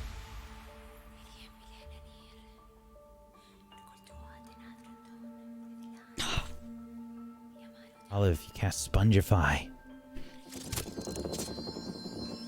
And we see furniture that's about to collide with Alex. Alex, you probably brace yourself, and it just kind of boom, boom, boom, sort of bounces. Like, it's still heavy, so like the inertia is still like, and it like jumps way too high, you know, so the furniture kind of like bounces off the wall, collides with some other stuff. You feel it like the room sort of like echoing the vibrations of this like heavy stuff like falling over. Dust billows in. Like as the furniture's like tumbling over, you're all getting like dust in your eyes and it's hard to blink and see. And there is something moving behind where the furniture and stuff began to tumble down. Alex, what are you doing? I'd like to notice something. Okay, try and notice something.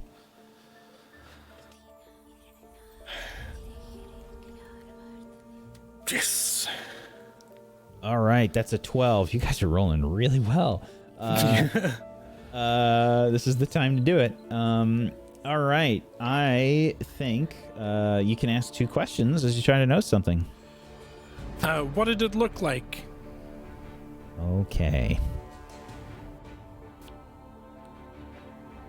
So, it did not look pleasant, number 1. Okay.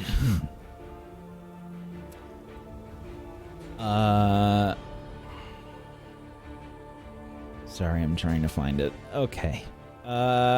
So it looked kind of like a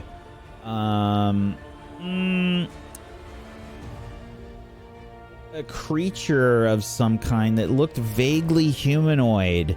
It had sort of claw-like hands, grayish, brownish skin, and you think you saw some very sharp teeth. Okay, can I combine did it seem dangerous with my house benefit to automatically succeed? And I read about that move. Yeah. Sure. And figure out what this thing is.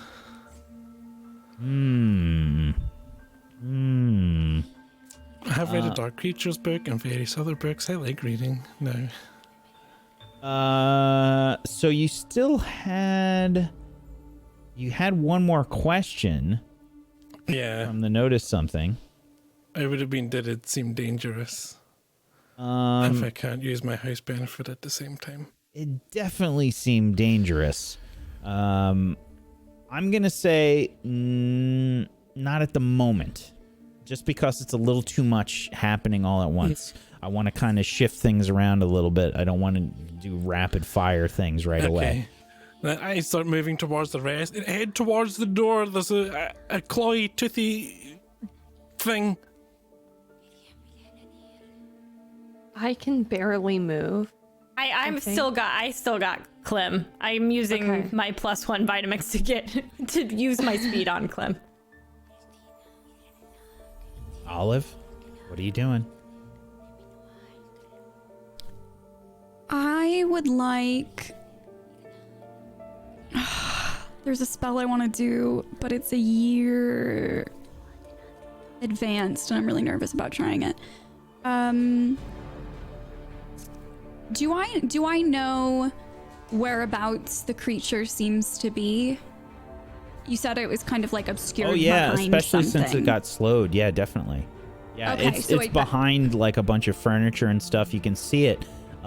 It's slowed, and it's like it's got this like weird sort. Excuse me. It has this like weird sort of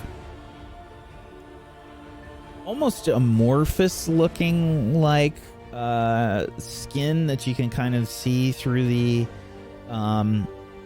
through like the gaps in the furniture, and it's, you realize I think at this point that the area like below the desks and whatnot is a little wet.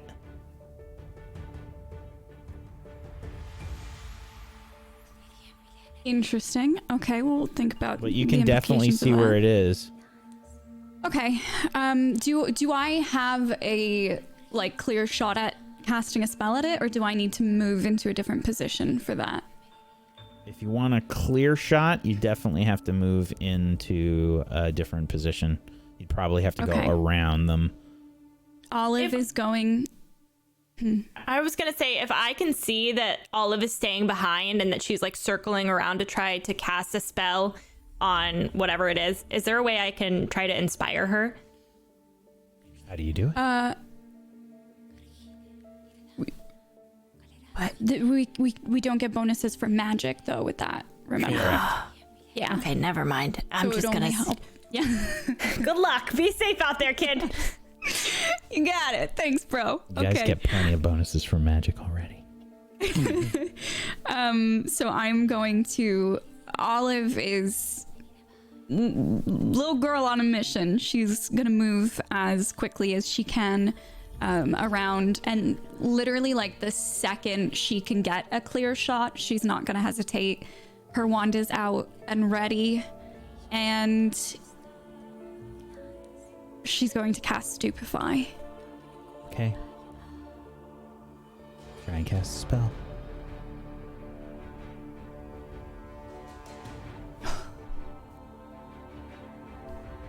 Okay. A 12. You guys have been rolling like insane. Oh, good today. People. Yes, Insane finally. people. How do you have so many bonuses? Wow. I've been building towards this. I've been planning. Okay. So, you cast the spell. And your Stupefy connects. You can see this creature as you make your way around behind the desks. It has this like really strange appearance. You can see these like these teeth. It's kind of like it's weird, and it's sort of grotesque looking. Like it has large eyes and there's big teeth, and what you thought might have been like claws are actually kind of like tentacles. and it has like a beaver tail, and it's trying to like snap, but it's moving like slowly and then stops after it's stupefied, and it's sort of knocked out there.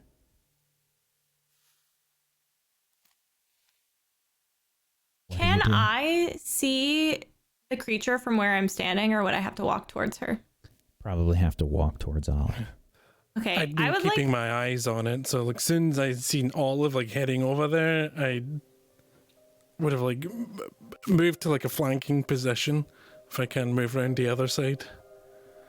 I think once I can tell that Olive's cast the spell, I would like to like. I'm leaving Olive by the door, you know, so that or I'm Same. leaving Clem by the door. So if she needs to escape, she can just be like, I gotta go. Because she's slow right now, like a little sloth. But I think I'm gonna go over to where Olive is and also try to get a good look at this creature. Can I do an I read about that once I see it? I was going to use my house benefit and do it. Oh, all right, go ahead.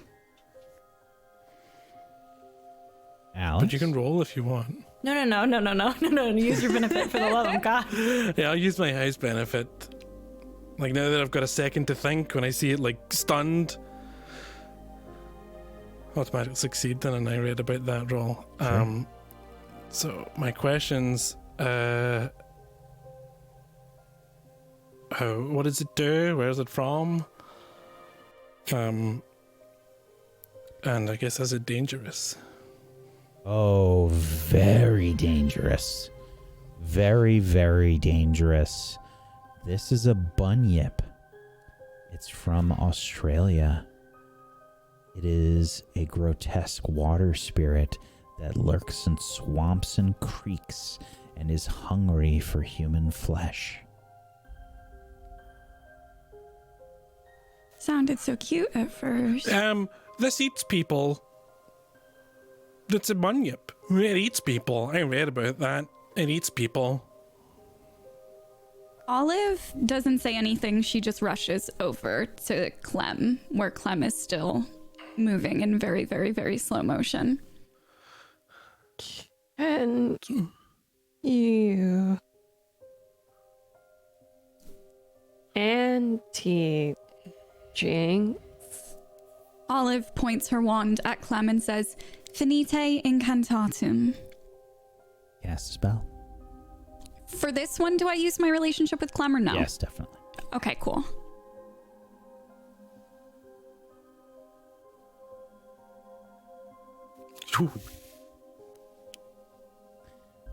Okay.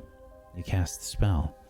And Clem, you slowly start to feel the strength return to your muscles and your limbs, and you can move normally again. I'm gonna fly to my feet. I'm so sorry, Clem. I really didn't mean to. I was trying to save you, and I'm gonna push past her while she's talking to me, and I'm gonna go look at this thing. Clam, it's a bunyip. Clam, it's a bunyip. Do you think we could use? Should we kill it? Is that bad? No, we shouldn't kill it. Can we put it in a bottle or a jar to seal it up and Do keep you it know how safe? to do that? How big are your bottles? A jar. This is the big thing, storage, right? There's got to be like a big jar, like for keeping. Cracking stupefy. Olive, this is brilliant, and I'm gonna get as close to it while I'm looking at it. Right. Okay. Wait. If this is here, maybe they left it to defend their entranceway. So I'm gonna just What's look under around the the room furniture? and investigate. All right, God, Alex, that was terrifying. you can try and investigate.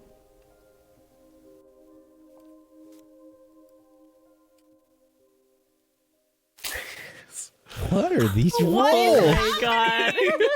I'm so proud of us.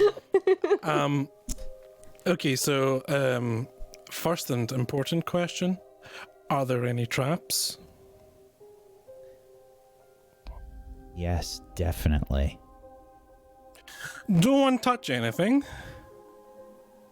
you can see that there are all sorts of, first and foremost, there are obvious traps. There are Tripwires and things all tied about the furniture and whatnot, and definitely had a hand in everything sort of crashing down around you. Okay. Second question. Is there anything that's being hidden from me? Oh, yes. Definitely. I don't know how you notice. I'll leave this up to you.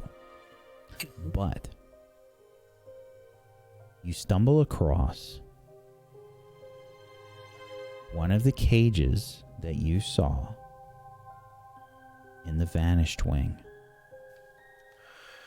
So as I'm looking around and I catch the traps, I stop and I'm looking more carefully for things that reflect light, like wires or threads, and I think I just catch the glint of metal, like maybe under some canvas or something like that. Actually, I found it. I found a cage. I found a cage. I found a cage. There's a cage? Right, don't move, because there's lots of traps, and we need to be very careful. Do you think I can finite incantatum in the cage, and then it will get rid of the portal?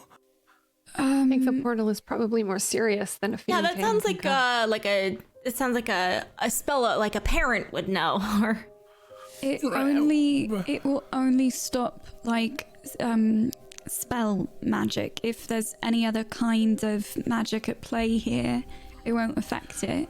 Okay, what if I Wingardium Leviosa the cage and we float it out of here into the grand staircase and then up into the air, so if anyone tries to come out of it, they fall?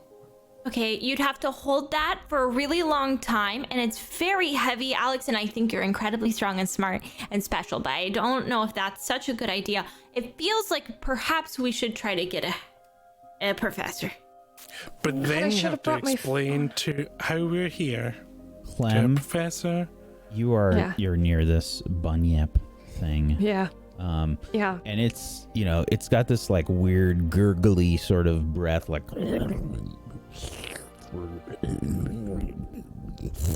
its flesh is kind of like all gooey and amorphous, and these like tentacles that are sort of moving about are barely moving. This thing seems to be unconscious. It has these like big bulbous sort of eyes on the sides of its head. It sort of has like a snout, but like at the end, like it has like these teeth that come down. It's like real wet all about where this thing is, and maybe that's how you noticed where the cage was, Alex. The water, it seems like water or whatever sort of moistness on the floor here. This thing sort of like slithered on the ground. Does it have any like, what is it rubbery like a fish, or does it have fur in the areas where it's not covered in tentacles? Or? Yeah, it's kind of both. Okay. It's kind of both. Clem is just an idiot. I'm so sorry, everyone. She's gonna go and try and pluck some hair off of this thing. Okay, sure. Let's see, Clem. I'm going to need a...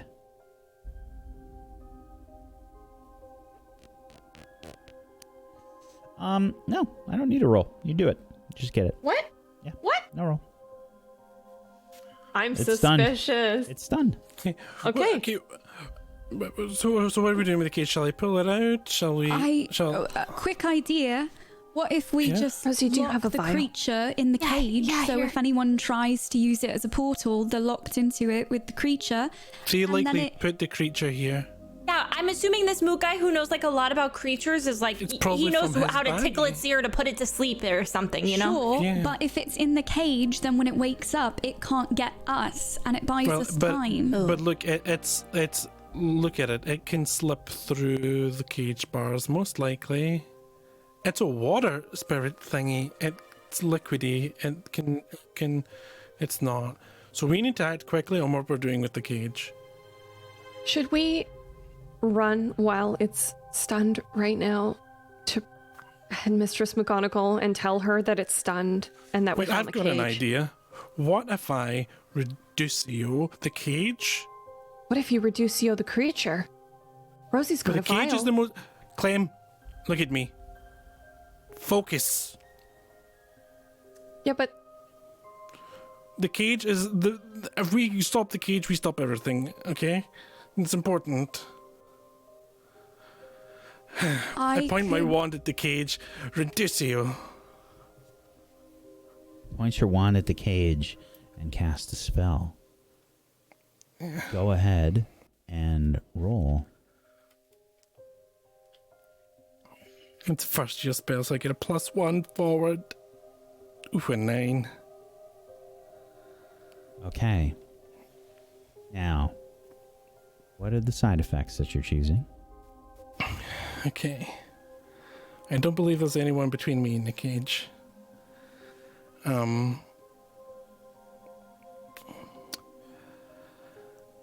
I think because I'm trying to cast it over a distance and I'm trying to hit a cage that has gaps in it, maybe I don't make a good contact on it, so it has a diminished effect. I don't make it as small as I would like. Because ideally I'd like to be able to just pick it up in my hand and just carry it out. And I think someone or something is alerted to the casting of the spell. I know that's a risky one to choose because it's a portal cage thing, but I don't feel like I would lose my wand at this point for a Reducio spell. Okay. For a first year spell. You cast the spell. It hits the cage, but nothing happens at first. Then there is a noise behind all of you. The door closes, enveloping you all in darkness. Anybody that has cast a spell and has removed their Lumos, everything falls into darkness.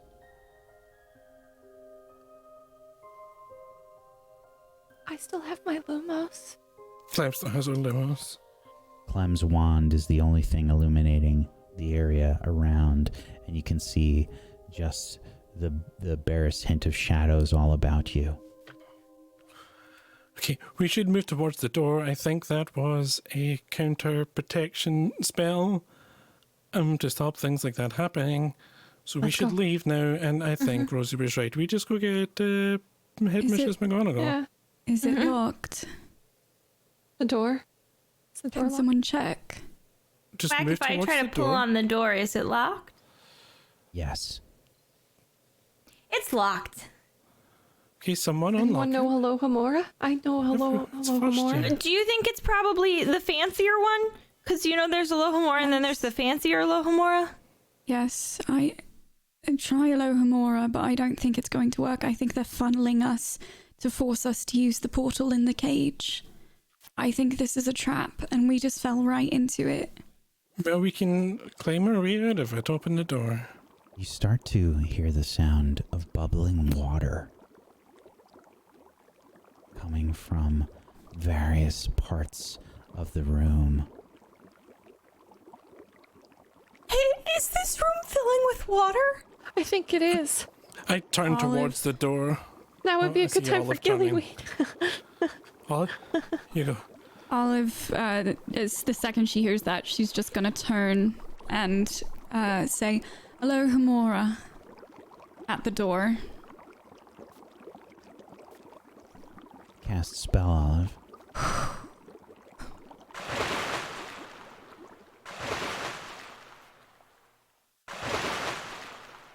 Olive, you cast the spell. And as you do, more water begins to pour into the room.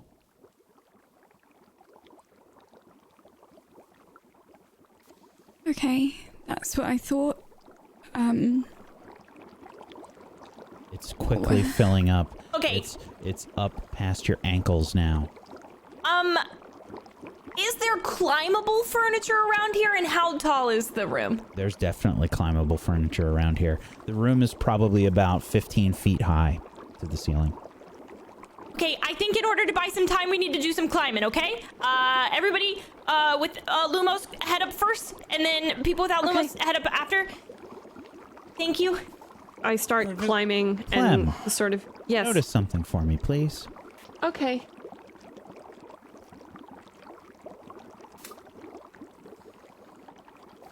An 8. You were the closest to the bunyip. You notice that the water has reached the bunyip. It's starting to move. Guys, we got a problem. Bunyip's moving. Bunyip is moving. Okay, the water's got to be a spell. The water's waking it up. Finite incantatum. Do I know how to handle a bunyip? Whack. From my reading.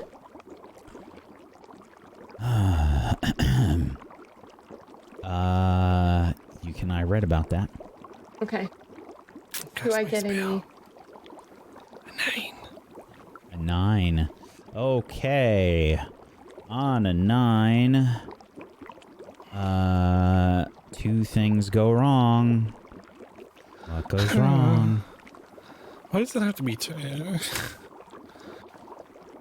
Can I haggle you down to 1? Okay.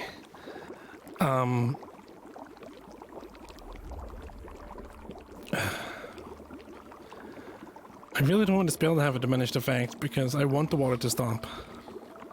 Okay, so for 1, someone or something's alerted to the casting of the spell. I don't care at this point. They know that we're here, we still have the traps. They can know harder that we're here. I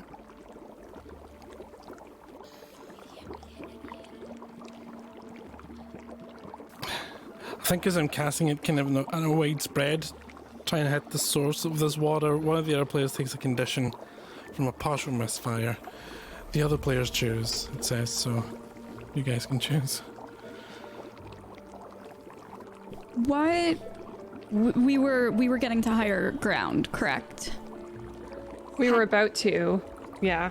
I was gonna say, so Alex, position-wise, had you gone up first and you were casting the spell? No, I wasn't. I was trying to do it right away so I could figure out if it was working, you know?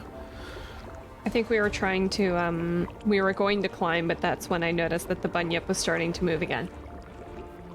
Yeah. I made the connection water, bunyip, water spirit. Not a good thing. Let's stop the water. So... You're muted. Nothing. I walked over to stand to look at the creature, so I'm probably... Oh no, I'm by the door. Yeah, you tried to open the door. And so I'm trying to think about who's closest, because I would have been close to Rosie because I cast Alohomora on the door right before that. If I'm close enough, I'll take a condition for that one. I just don't know. Okay. It's up to you guys. What do you think happened? What was the other one that you're taking for this one, Scoticus? Someone or something's alerted to the casting of the spell, so Okay. maybe it came out quite dazzlingly or something.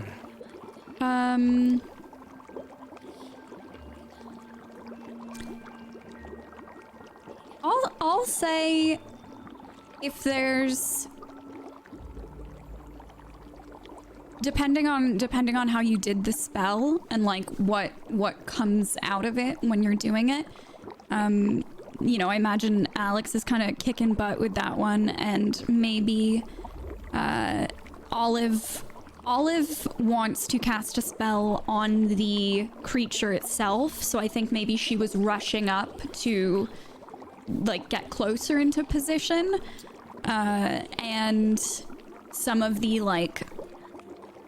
the ripples of power that are kind of coming off of this spell, I think maybe knock her back. Like it's such a powerful charm, and she just kind of, as she's closer to Alex when he does it, it causes her to like physically fall back, and I'm gonna say like hit herself hard enough that she's physically injured from how much water there is and slipping and falling, and I'll take the injured condition for that. Okay. Sorry.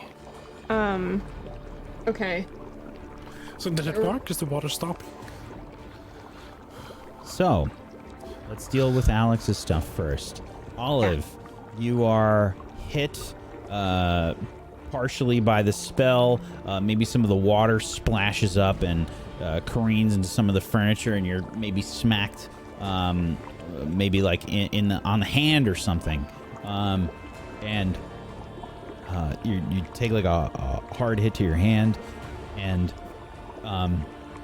Alex, where you cast the spell, it did basically like a circular area, sort of like evaporated some of the water, but it's not that big. The water's still kind of like overwhelming. Okay. I'd like to cast a spell. And I just want to clarify, you said the creature started to come to life when the water hit it, right? Started to wake back up. Cool. Olive is going to take a deep breath and point her wand at the creature and cast Impervious. So Impervious makes an object repel water and mist. What year is that spell? It's a 3rd year spell, so it's a -1. But that's not too big of a risk. It's not too big of a risk. It's just 1 year. I mean, quick with question. the 12 bonuses you have. Yeah, that's what I was gonna say. You guys are like, can you guys get more bonuses? Like, what about like? Is that possible? Okay, so not to immediately ask a question about bonuses, but like just checking on that previous bonus from earlier, since I did the show courage and got the +1 against this creature, does that still count for this encounter here? Okay, cool. So I'm just gonna cancel out the forward to 0 for the spell then. 10. So, you cast the spell. And once you do, you can see the water sort of splashing off this, almost like a bubble around this creature. Splashing all about. It can't seem to reach the creature, and you can see the creature is still a bit like woozy, but it is moving. It's already been sort of woken up by this water. It is moving. The bunyip is moving. Olive, that was good. I thought I haven't practiced many of the 3rd year spells, but do you think we could use the Drought charm to get rid of all the water? not all of it, but maybe a little bit. Well, the Finiti and Cantarum go Water's out of a up to little your bit. knees now. I do suggest we talk about this from the top of the furniture. Or the other option is that we just use Bombarda on the door. Yeah, I was gonna suggest that. Or we try to use the portal in the cages to get out of here. Why don't we But then try we're to gonna break the be- door down first, and then if that doesn't work, then we can try the portal? Okay, break door down, no work, get in cage. Okay, Seems I'll like a try it. solid plan. Stay Okay. back. Water's up I'm to your gonna try waist. it. Okay. I'm gonna try it. Bombarda. I cast it on the door. Sure. It's a -1 because it's a 3rd year spell. A 9. What happens? Um, You got 2 side effects. I I'm think in pretty this close to the instance, door, by the way.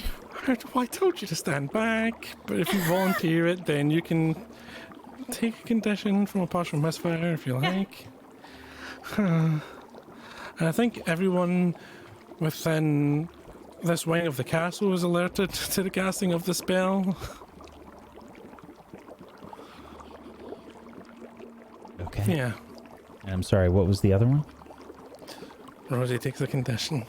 Okay. I took the injured condition. Okay. Because when your spell collides with the door,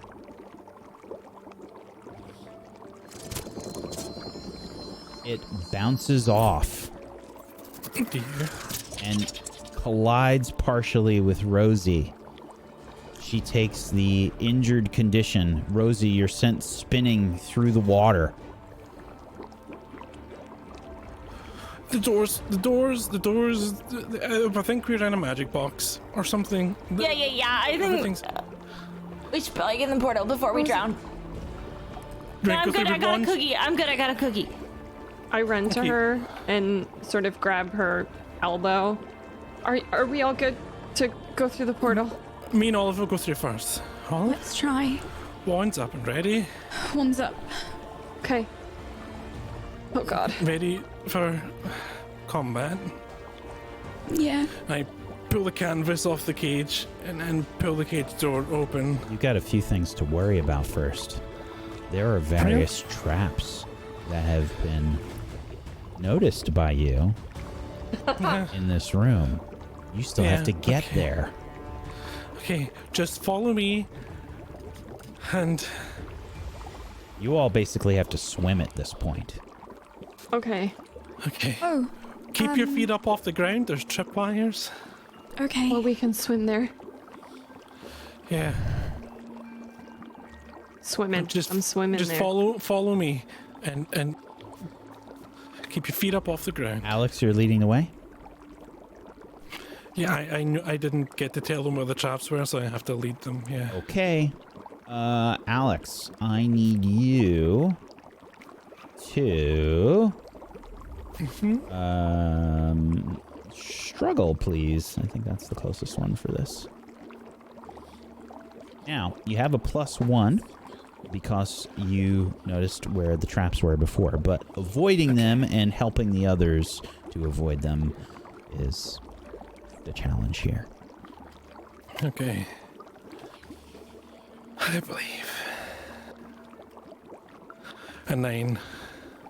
Choose one from the list. Shrug off the damage. For anything that we do accidentally hit, we just get by it. You trigger several traps on the way to the cage, and you basically, it's almost like depth charges go off in the water. Water splashing up and spraying you, but Alex sort of pulls you guys out of the way, sort of swimming as hard as you can. You see these like splashes of water as Clem's wand is the only thing that's illuminating the area around you, so everything is dark. There's just like some reflection off of the water, and your faces, you can see like everybody's sort of damp, covered in water, and as you're swimming and these traps are illuminating, you see flashes of light for a moment, and the bomb-like explosions as these traps go off, and bits of magic flying about. Alex guides you towards the cage. There's a moving cloth covering we'll say like 35% of the cage or so at the moment. Like, you can see the cage, you can see that there's like a damp cloth that's covering it. Alex, you're in the front. What are you doing? Yeah, I grab the cage door and pull it open. How? I guess I'm in the water and I have to brace myself, right? Yeah, so I'll hold on to the cage, like hook my foot around like one of the bars, and then Can I and then assist if I'm behind him? I'll pull Tell it me open. how. I imagine, because it sounds like Alex is trying to like brace himself by throwing his weight on one end so he can more easily get leverage for the door. And so I think Olive stands on the other side to help with the pulling part, since he's, leveraging his weight against the wall portion of it, if that makes Okay. sense. Okay, so are you touching the cage? Yes. Okay. Both of you, I need to have you resist influence. Oh no. I succeeded in this earlier and got a +1 forward. Does it apply? You succeeded, I'm sorry. On resist influence earlier and got a +1 forward. When was that? The whispers. By the stairs, right? No. In the hallway? Yeah. Okay, doesn't apply. Good, that's fine. Since it's me and Olive, can we use a relationship with each other? Yes. Oh, thank God. Okay. Okay. Good luck.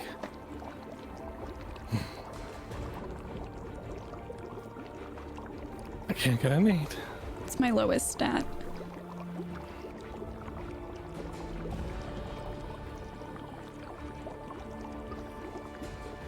Okay. Alex, choose one. I'm sorry. Yeah, it's just the result. Yeah, you resist their influence, but they make some sense. The thoughts linger, and you take a -1 forward to resisting further influence from them. The cage opens. Okay. Olive, you first. How does my failure affect me? Do I feel any different right now? Fine. Okay. All right. We can do this. We've got this. And Olive's gonna keep her wand at the ready and walk through the cage. Swim through. And swim through the cage. Yeah, I'll try and swim through with her, immediately afterwards. We're leading the way with wands at the ready. I think we're following as well. Rosie and I going through the cage door. The bubble of water gets louder and louder, and it sort of feels like you're being squished for a moment. Everything goes dark. And suddenly the pressure releases. You're all underneath water.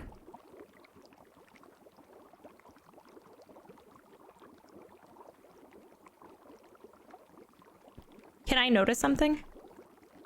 Sure.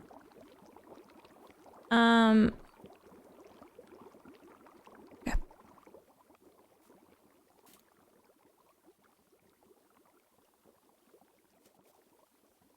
How do we get out of here? You can see some light up above you.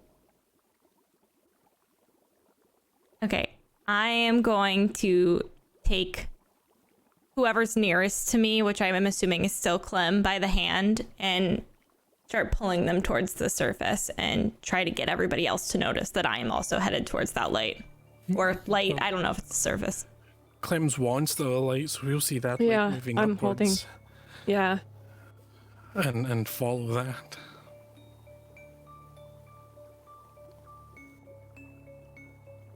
You head towards the light. You see dark shapes moving in the water. The tension about you, I should say the force of the water about you pushes you in various directions, back and forth. Something large is looming in the water. Dark shapes flying past.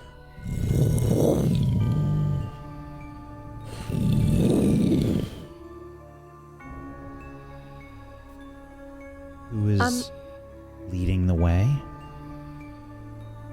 Me? Rosie Rosie. just up on her potion. Rosie. Yep. Struggle for me. Okay, I wanted to ask, but I didn't want to interrupt you before. When I was injured and I yelled I had a cookie, I wanted to use my automatically succeed on a treat wounds move and just be like, I got this, and have a quick bite to heal myself. I didn't hear that earlier. Maybe that was when you were muted. So that's fine. You can do that. Okay. No, I was just trying not to interrupt, but I yelled, I have a cookie. I didn't even hear that. I'm sorry. Okay. Oh, no, wait. I'm sorry. You can't heal yourself. What am I thinking? You can't. I can't use my Only automatic on 60. others. Not Oh, for you. somebody else has to use Yeah. it. Okay, got it. All right, I am struggling. This is with no relationship, I'm assuming. Can I give her any help because I'm holding her hand? No, I don't think it will help in this case to Okay. to Oh, hold hinder, each other. actually. Yeah. Rosie's straight up drowning. No. Rosie, try to tough it out, please. No. That's wax speak for please don't die on me. They're the same. They're the same Oh skill. my god. On a 6 or lower, you're hurt badly. Choose one. I would assume I am exhausted from trying to swim Oh, continuously. no. I mean, this is up to on the 6 or lower list. There's a list of Oh. for tough it out. Yeah. Where are you? It's near the top. Oh, thank you. They're not good choices. This is for tough it out. Yeah.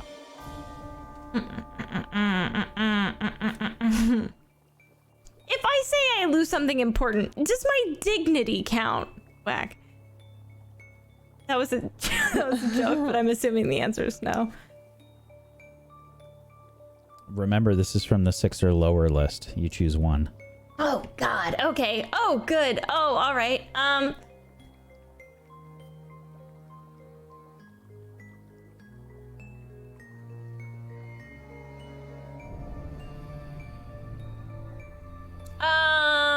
I am going to say that I am deeply affected by this. Like, I think that this is a situation that Rosaline has never been in before. I don't think she's a particularly strong swimmer.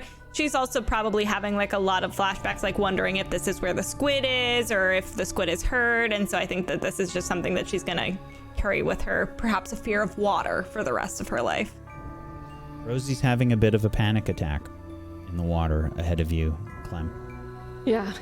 She's swimming a bit frantically. She doesn't seem to really have a direction. Okay.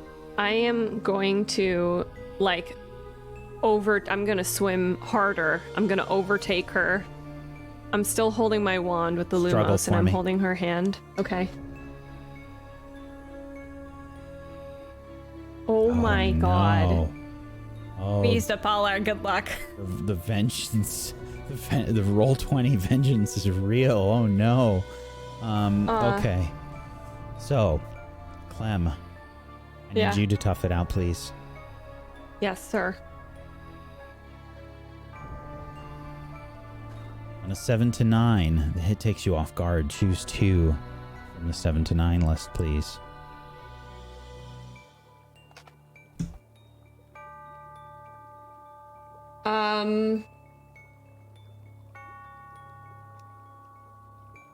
Okay, I'll take a condition. Which puts me... How many conditions? 5 conditions to pass out. Okay. I'm gonna take a condition of upset. Because this is horrifying. Feel like that says it enough. And...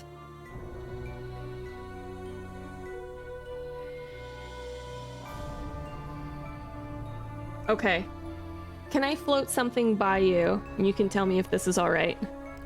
That was a horrible pun, but I'll allow it. I know, it's real messed up.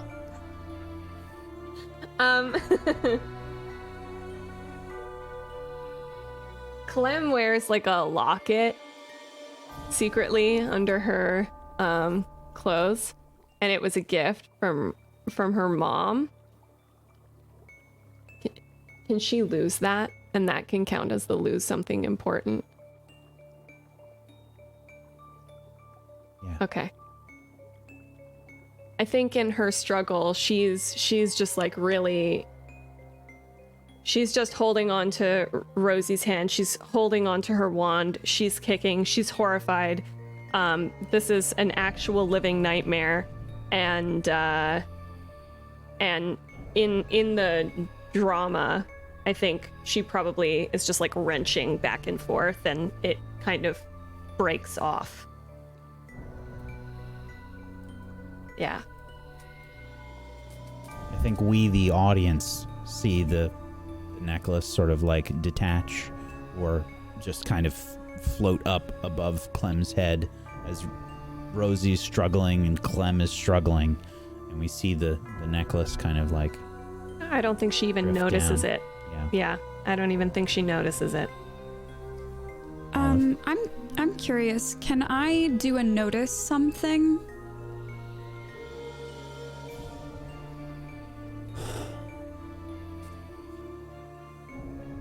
Sure. Okay.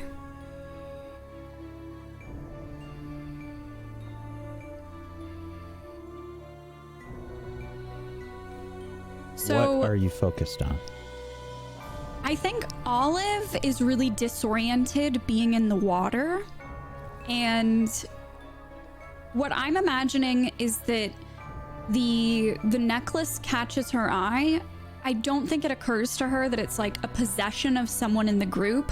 I think she thinks that's something related to what body of water they're in, or like a clue related to the mystery, or something related to the person who's doing this.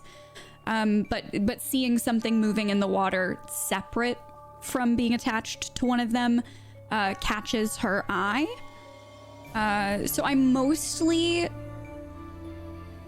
I guess her one question would be, what does it look like? If she just sees... You see it's a necklace. Okay, cool. I think Olive sees that as a piece of the puzzle for what's going on here, and she would try, having been below Rosie and Clem here, I think she would try to grasp it and not let it slip down to the bottom of whatever body of water that they're in. I'm going to need a roll first. I need a struggle roll. Okay.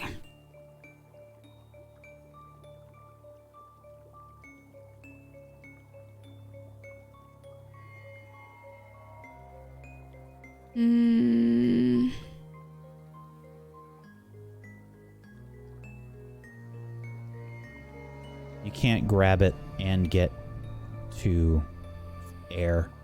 You gotta choose one.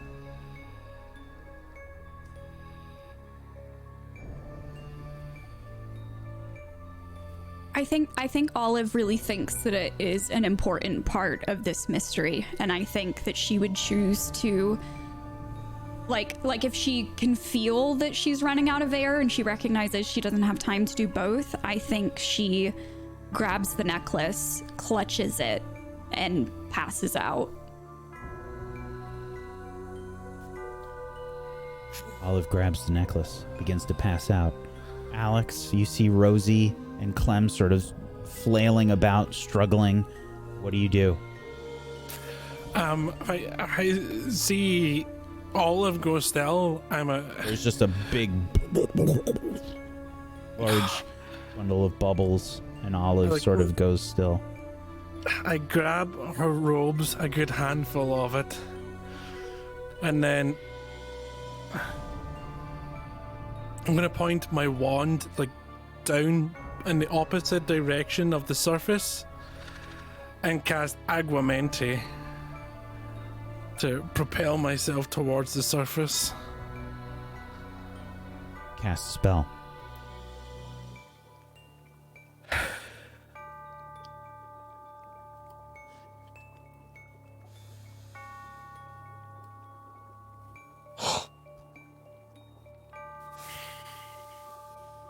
Alex, you cast a spell.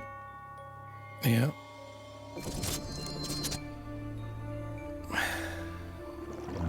Jet of water propels Alexander and Olive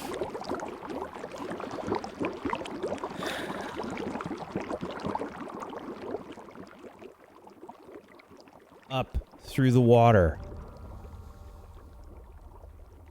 We see Alex holding on to Olive's cloak, rising faster and faster in the water. Clem and Rosie sort of flailing about in slow motion, bubbles rising up, and Alex and Olive clutching this necklace are flying up and up towards the light, towards what you believe to be the surface of this water. Huge dark shapes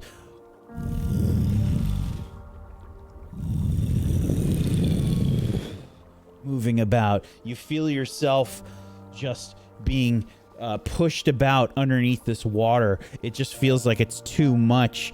Everything is too much for you, Alex. But you thought well, and you have your friend, and you are going to get her to safety. You can do this. You're sure you can do this. You know that you can save her. You can do this, Alex. You are good.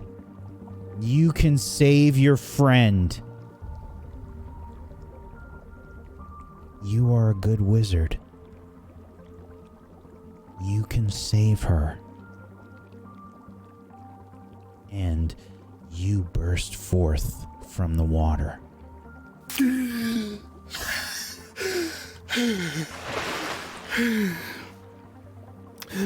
I put my arm under Olive's and just try and make sure her head's above the water. Olive. I look around for a surface somewhere I can get up on. And You see land somewhat nearby. I just kick as hard as I can. And I just point my wand and try and propel myself over. You get Olive to the surface. Olive? Olive, I shake her. Olive? I listen for her breathing.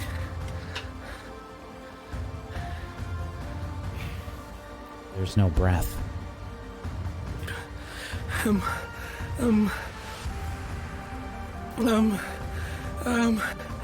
Okay. Okay, CPR, that's what we do with the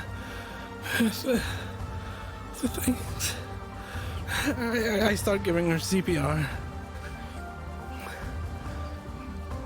We did it at swim lessons, and they taught us Muggle stuff was good for something. Treat wounds. Since it's a Muggle-ish treat wounds, and I have my family benefit. Yes. Okay, +1, okay.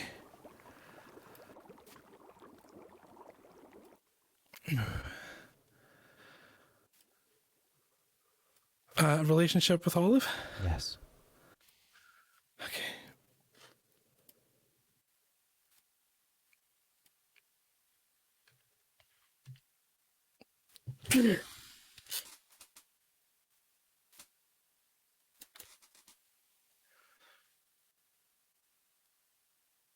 You hear nothing. And that's where we're going to end the session today.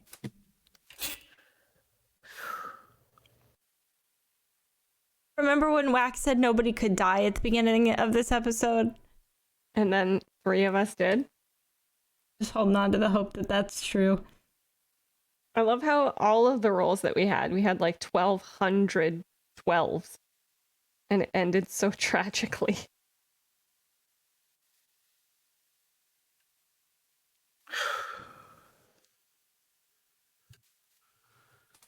Good session, everybody. Sure. Don't talk to me, Wax. I love you, but don't talk to me.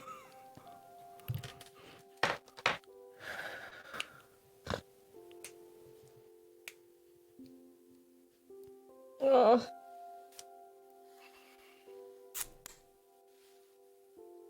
We have some end of session stuff to do. I baked a pie. I decided let me study. I studied. We have some end of session stuff to do. We get to change relationships and whatnot. I don't even know. If anyone feels like they have grown closer to someone, you can do a +1 with a relationship with someone. Or if you feel like you've grown further apart, you can do a -1 and get an XP. Okay, mine's not gonna be fun, so I'm sorry. I'm gonna get it out of the way. But Clem's gonna get a -1 because Olive was so heartbroken and terrified and like disappointed in herself that she failed to protect her from getting grabbed. And when she went over to check on her immediately and Clem just walked past her, I think like a part of her heart just shattered forever. And she feels like they must not be as close as she thought they were. I love you. I'm sorry.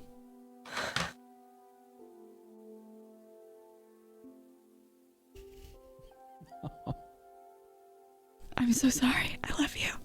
No, it makes total sense. Remember that this is not one player doing this to another player. This is the way that a character feels towards another character. Quack, where's the line now? Huh?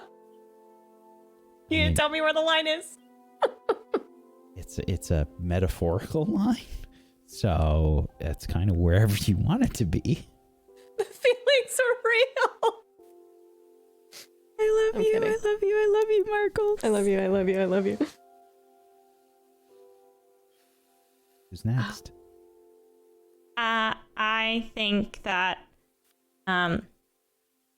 today Rosalina grew closer to Alex because it's not like they did anything in particular where they had like a bonding moment, but I think that like in Rosalina's way of being able to like help in some way to protect Alex from the voices, she's like, we're good. This is a good thing, and we're closer now because of it. And whether Alex believes that or not, it remains to be seen. But that's how Rosalina feels.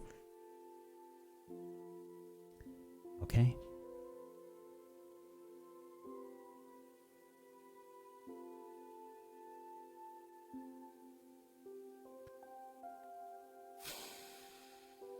Who's next? This is so hard.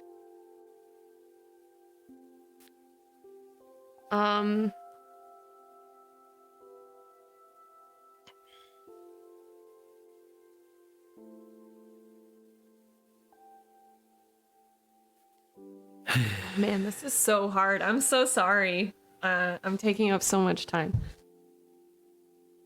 That's not just you. Anyone from Alex, too. I'm trying to figure out whether I give Olive a +1 or a -1, because we worked together, we helped neutralize the situation and getting everyone out, but then, you know, when it really mattered, I failed her. So I don't know.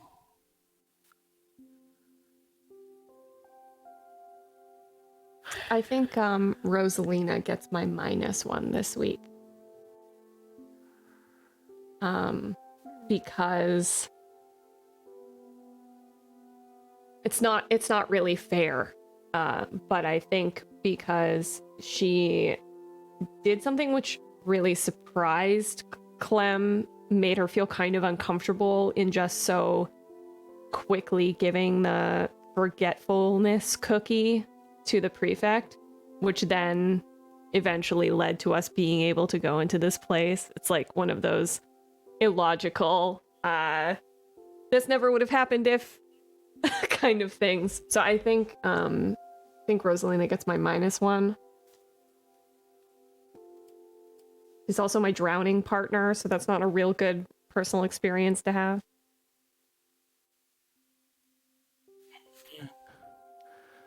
My only fail this episode was that last one. I think just because of the impact of that moment and how much it hurts, how much of a failure to my friend it feels. Yeah, I'm going to do -1 for Olive. It's rough. Sorry. Now, normally, we've got class school roles. We're going to be doing those as well. We are not going to be doing downtime moves this week. So we'll do the class school rolls, but there won't be any downtime moves. So, actually, you know what? Let's skip the class school rolls this week too. I don't think either of those are appropriate. We're going to skip both of them. Okay. And we're going to do our shout-outs. So, Zagoticus, if you could start us off, please. yeah. I love that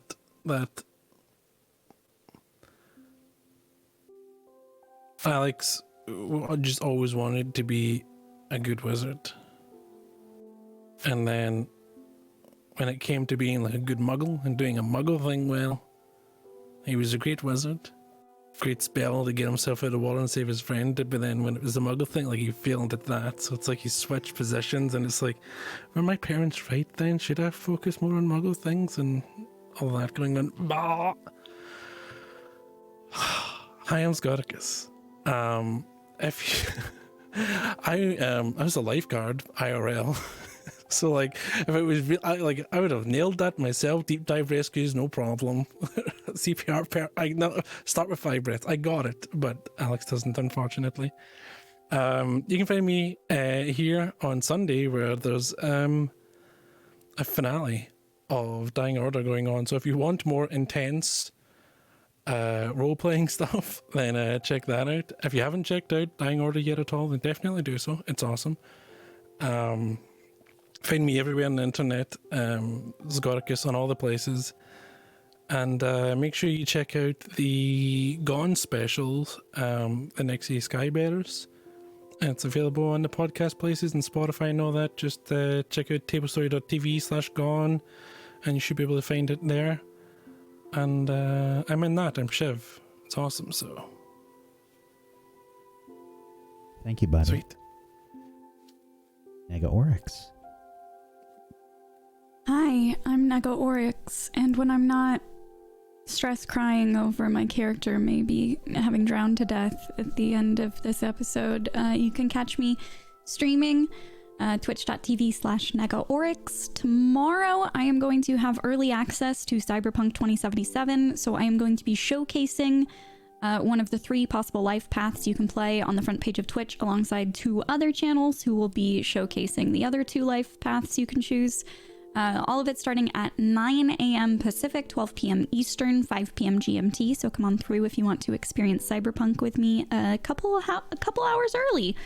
Tonight is the conclusion to our Jane Austen RPG Good Society. We are doing a one-shot zombies episode tonight where we're introducing zombies into our quiet little English hamlet. So do come by if you like Regency era drama peppered with survival horror. That's going to be tonight at 7 p.m. Pacific, 10 p.m. Eastern on Saving Throw Show. This was horrific and terrifying and emotional and wonderful, and thank you so much for letting me be a part of this every week. I appreciate it. Thank you for being here. Murgles? Hello. Whack, if you wanted to fire me, you could have just told me, like, up front. Sort of. I didn't roll the dice. You did. I fired myself. Chance fired me. Who's Chance? Good question. Hi, I am Murgles. I played Clementine Goosanders for you all. I'll miss her. I'm super nervous about waiting for the next week to figure out what's going to happen. So hopefully see you all there. I stream on Twitch Mondays, Wednesdays, and Fridays. So if you want to come hang out, I'm making animated film content. So if you want to see how animated films get made, that's where you can check it out. Also, I am doing State of Affairs on Saturdays. So it's super lovely. And I'm very much hoping that my character on that show, Edward, will not die. But yeah, fingers crossed.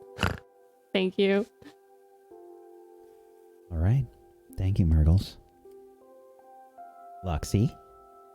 Hi, I'm Lexi Games. I'm a variety streamer on Twitch. I played Rosalina Earth Cloud for you today. Sorry she drugged someone without their consent. She's a clueless idiot. I just want to forewarn you. Also, I play video games for a living. I'm playing Call of the Sea tonight. It just released like last night, like midnight. I'm very excited to play it. It's a puzzle game. It looks beautiful. I love puzzle games so much. It's like my bread and butter. But it's also like mystery. It's gonna be great. So we're gonna play that. There's a possibility I may just sit there and play the whole thing. But also I'm doing a bunch of super cool stuff this week, like hosting the Game Awards with a bunch of amazing people and doing a bunch of other Tiltify stuff. So much stuff. Please come join. Thanks for having me. I'm gonna cry until next week. So if you see me and you come to stream and you're like, what's you crying? Don't ask. It's Witchcraft and Wizardry. I'm also married almost to Murgles on A State of Affairs. So if you're interested in that, Saturdays. Sorry, Bean. I have so many fiancés. It's insane. I can't believe my fiancé bought me this prop specifically for A State of Affairs. Yeah, that's some commitment right there. Thank you, Luxie. I'm Wax Steven. I have been your Headmaster of Doom. I've dragged the players kicking and screaming through the adventure today. Thank you, everybody, for watching. As always, chat, we appreciate you. Thank you so much for being here. Thank you so much to Zagonicus. Thank you, Luxie. Thank you, Murgles. Thank you, Nega Oryx, for being awesome role players. I appreciate you. I do. You're all so good. And this was a great episode. And I know things are scary. I know things are bleak. But there is always a chance to overcome. There is always the silver lining. Never forget that. Just to remind everyone, please make sure you're following all of these lovely people. Head on over to the channels. Go give them a follow right now. And if you have yourself a Prime Gaming that you haven't used yet, consider throwing it their way. Get yourself some emotes. Make sure you're following us here on Table Story on Twitch and on YouTube. And I streamed a little bit of No Man's Sky this week. I'll probably do more of that if I have time. We also have a few more surprises happening this month. In case some people missed it, there's been a teaser for Nocturne that's happening on the 30th. We've had this A State of Affairs special, and there may be another thing next week. There may be a special thing that happens next week. I'm just saying. It might be a really, really stupidly hilarious thing that's happening next week. That's all the hint that I'll give you for now. But we'll see you next week for more Witchcraft and Wizardry at the same time. And hopefully we'll see you on Friday for Rime of the Frost Maiden, which is another show that I do. It's a D&D 5th edition show that also has a great group of people that are ultra excited about getting into the Forgotten Realms. We're playing the Rime of the Frost Maiden module, and the show's been so good. So I hope you'll join us for that. We had another big cliffhanger in that show last week. So it's about as literal a cliffhanger as I can make. So hopefully you'll join us and see what happens for that as well. Thank you, everybody, for being here. Have a wonderful rest of your Tuesday. Peace out. Good night, everybody. Bye-bye.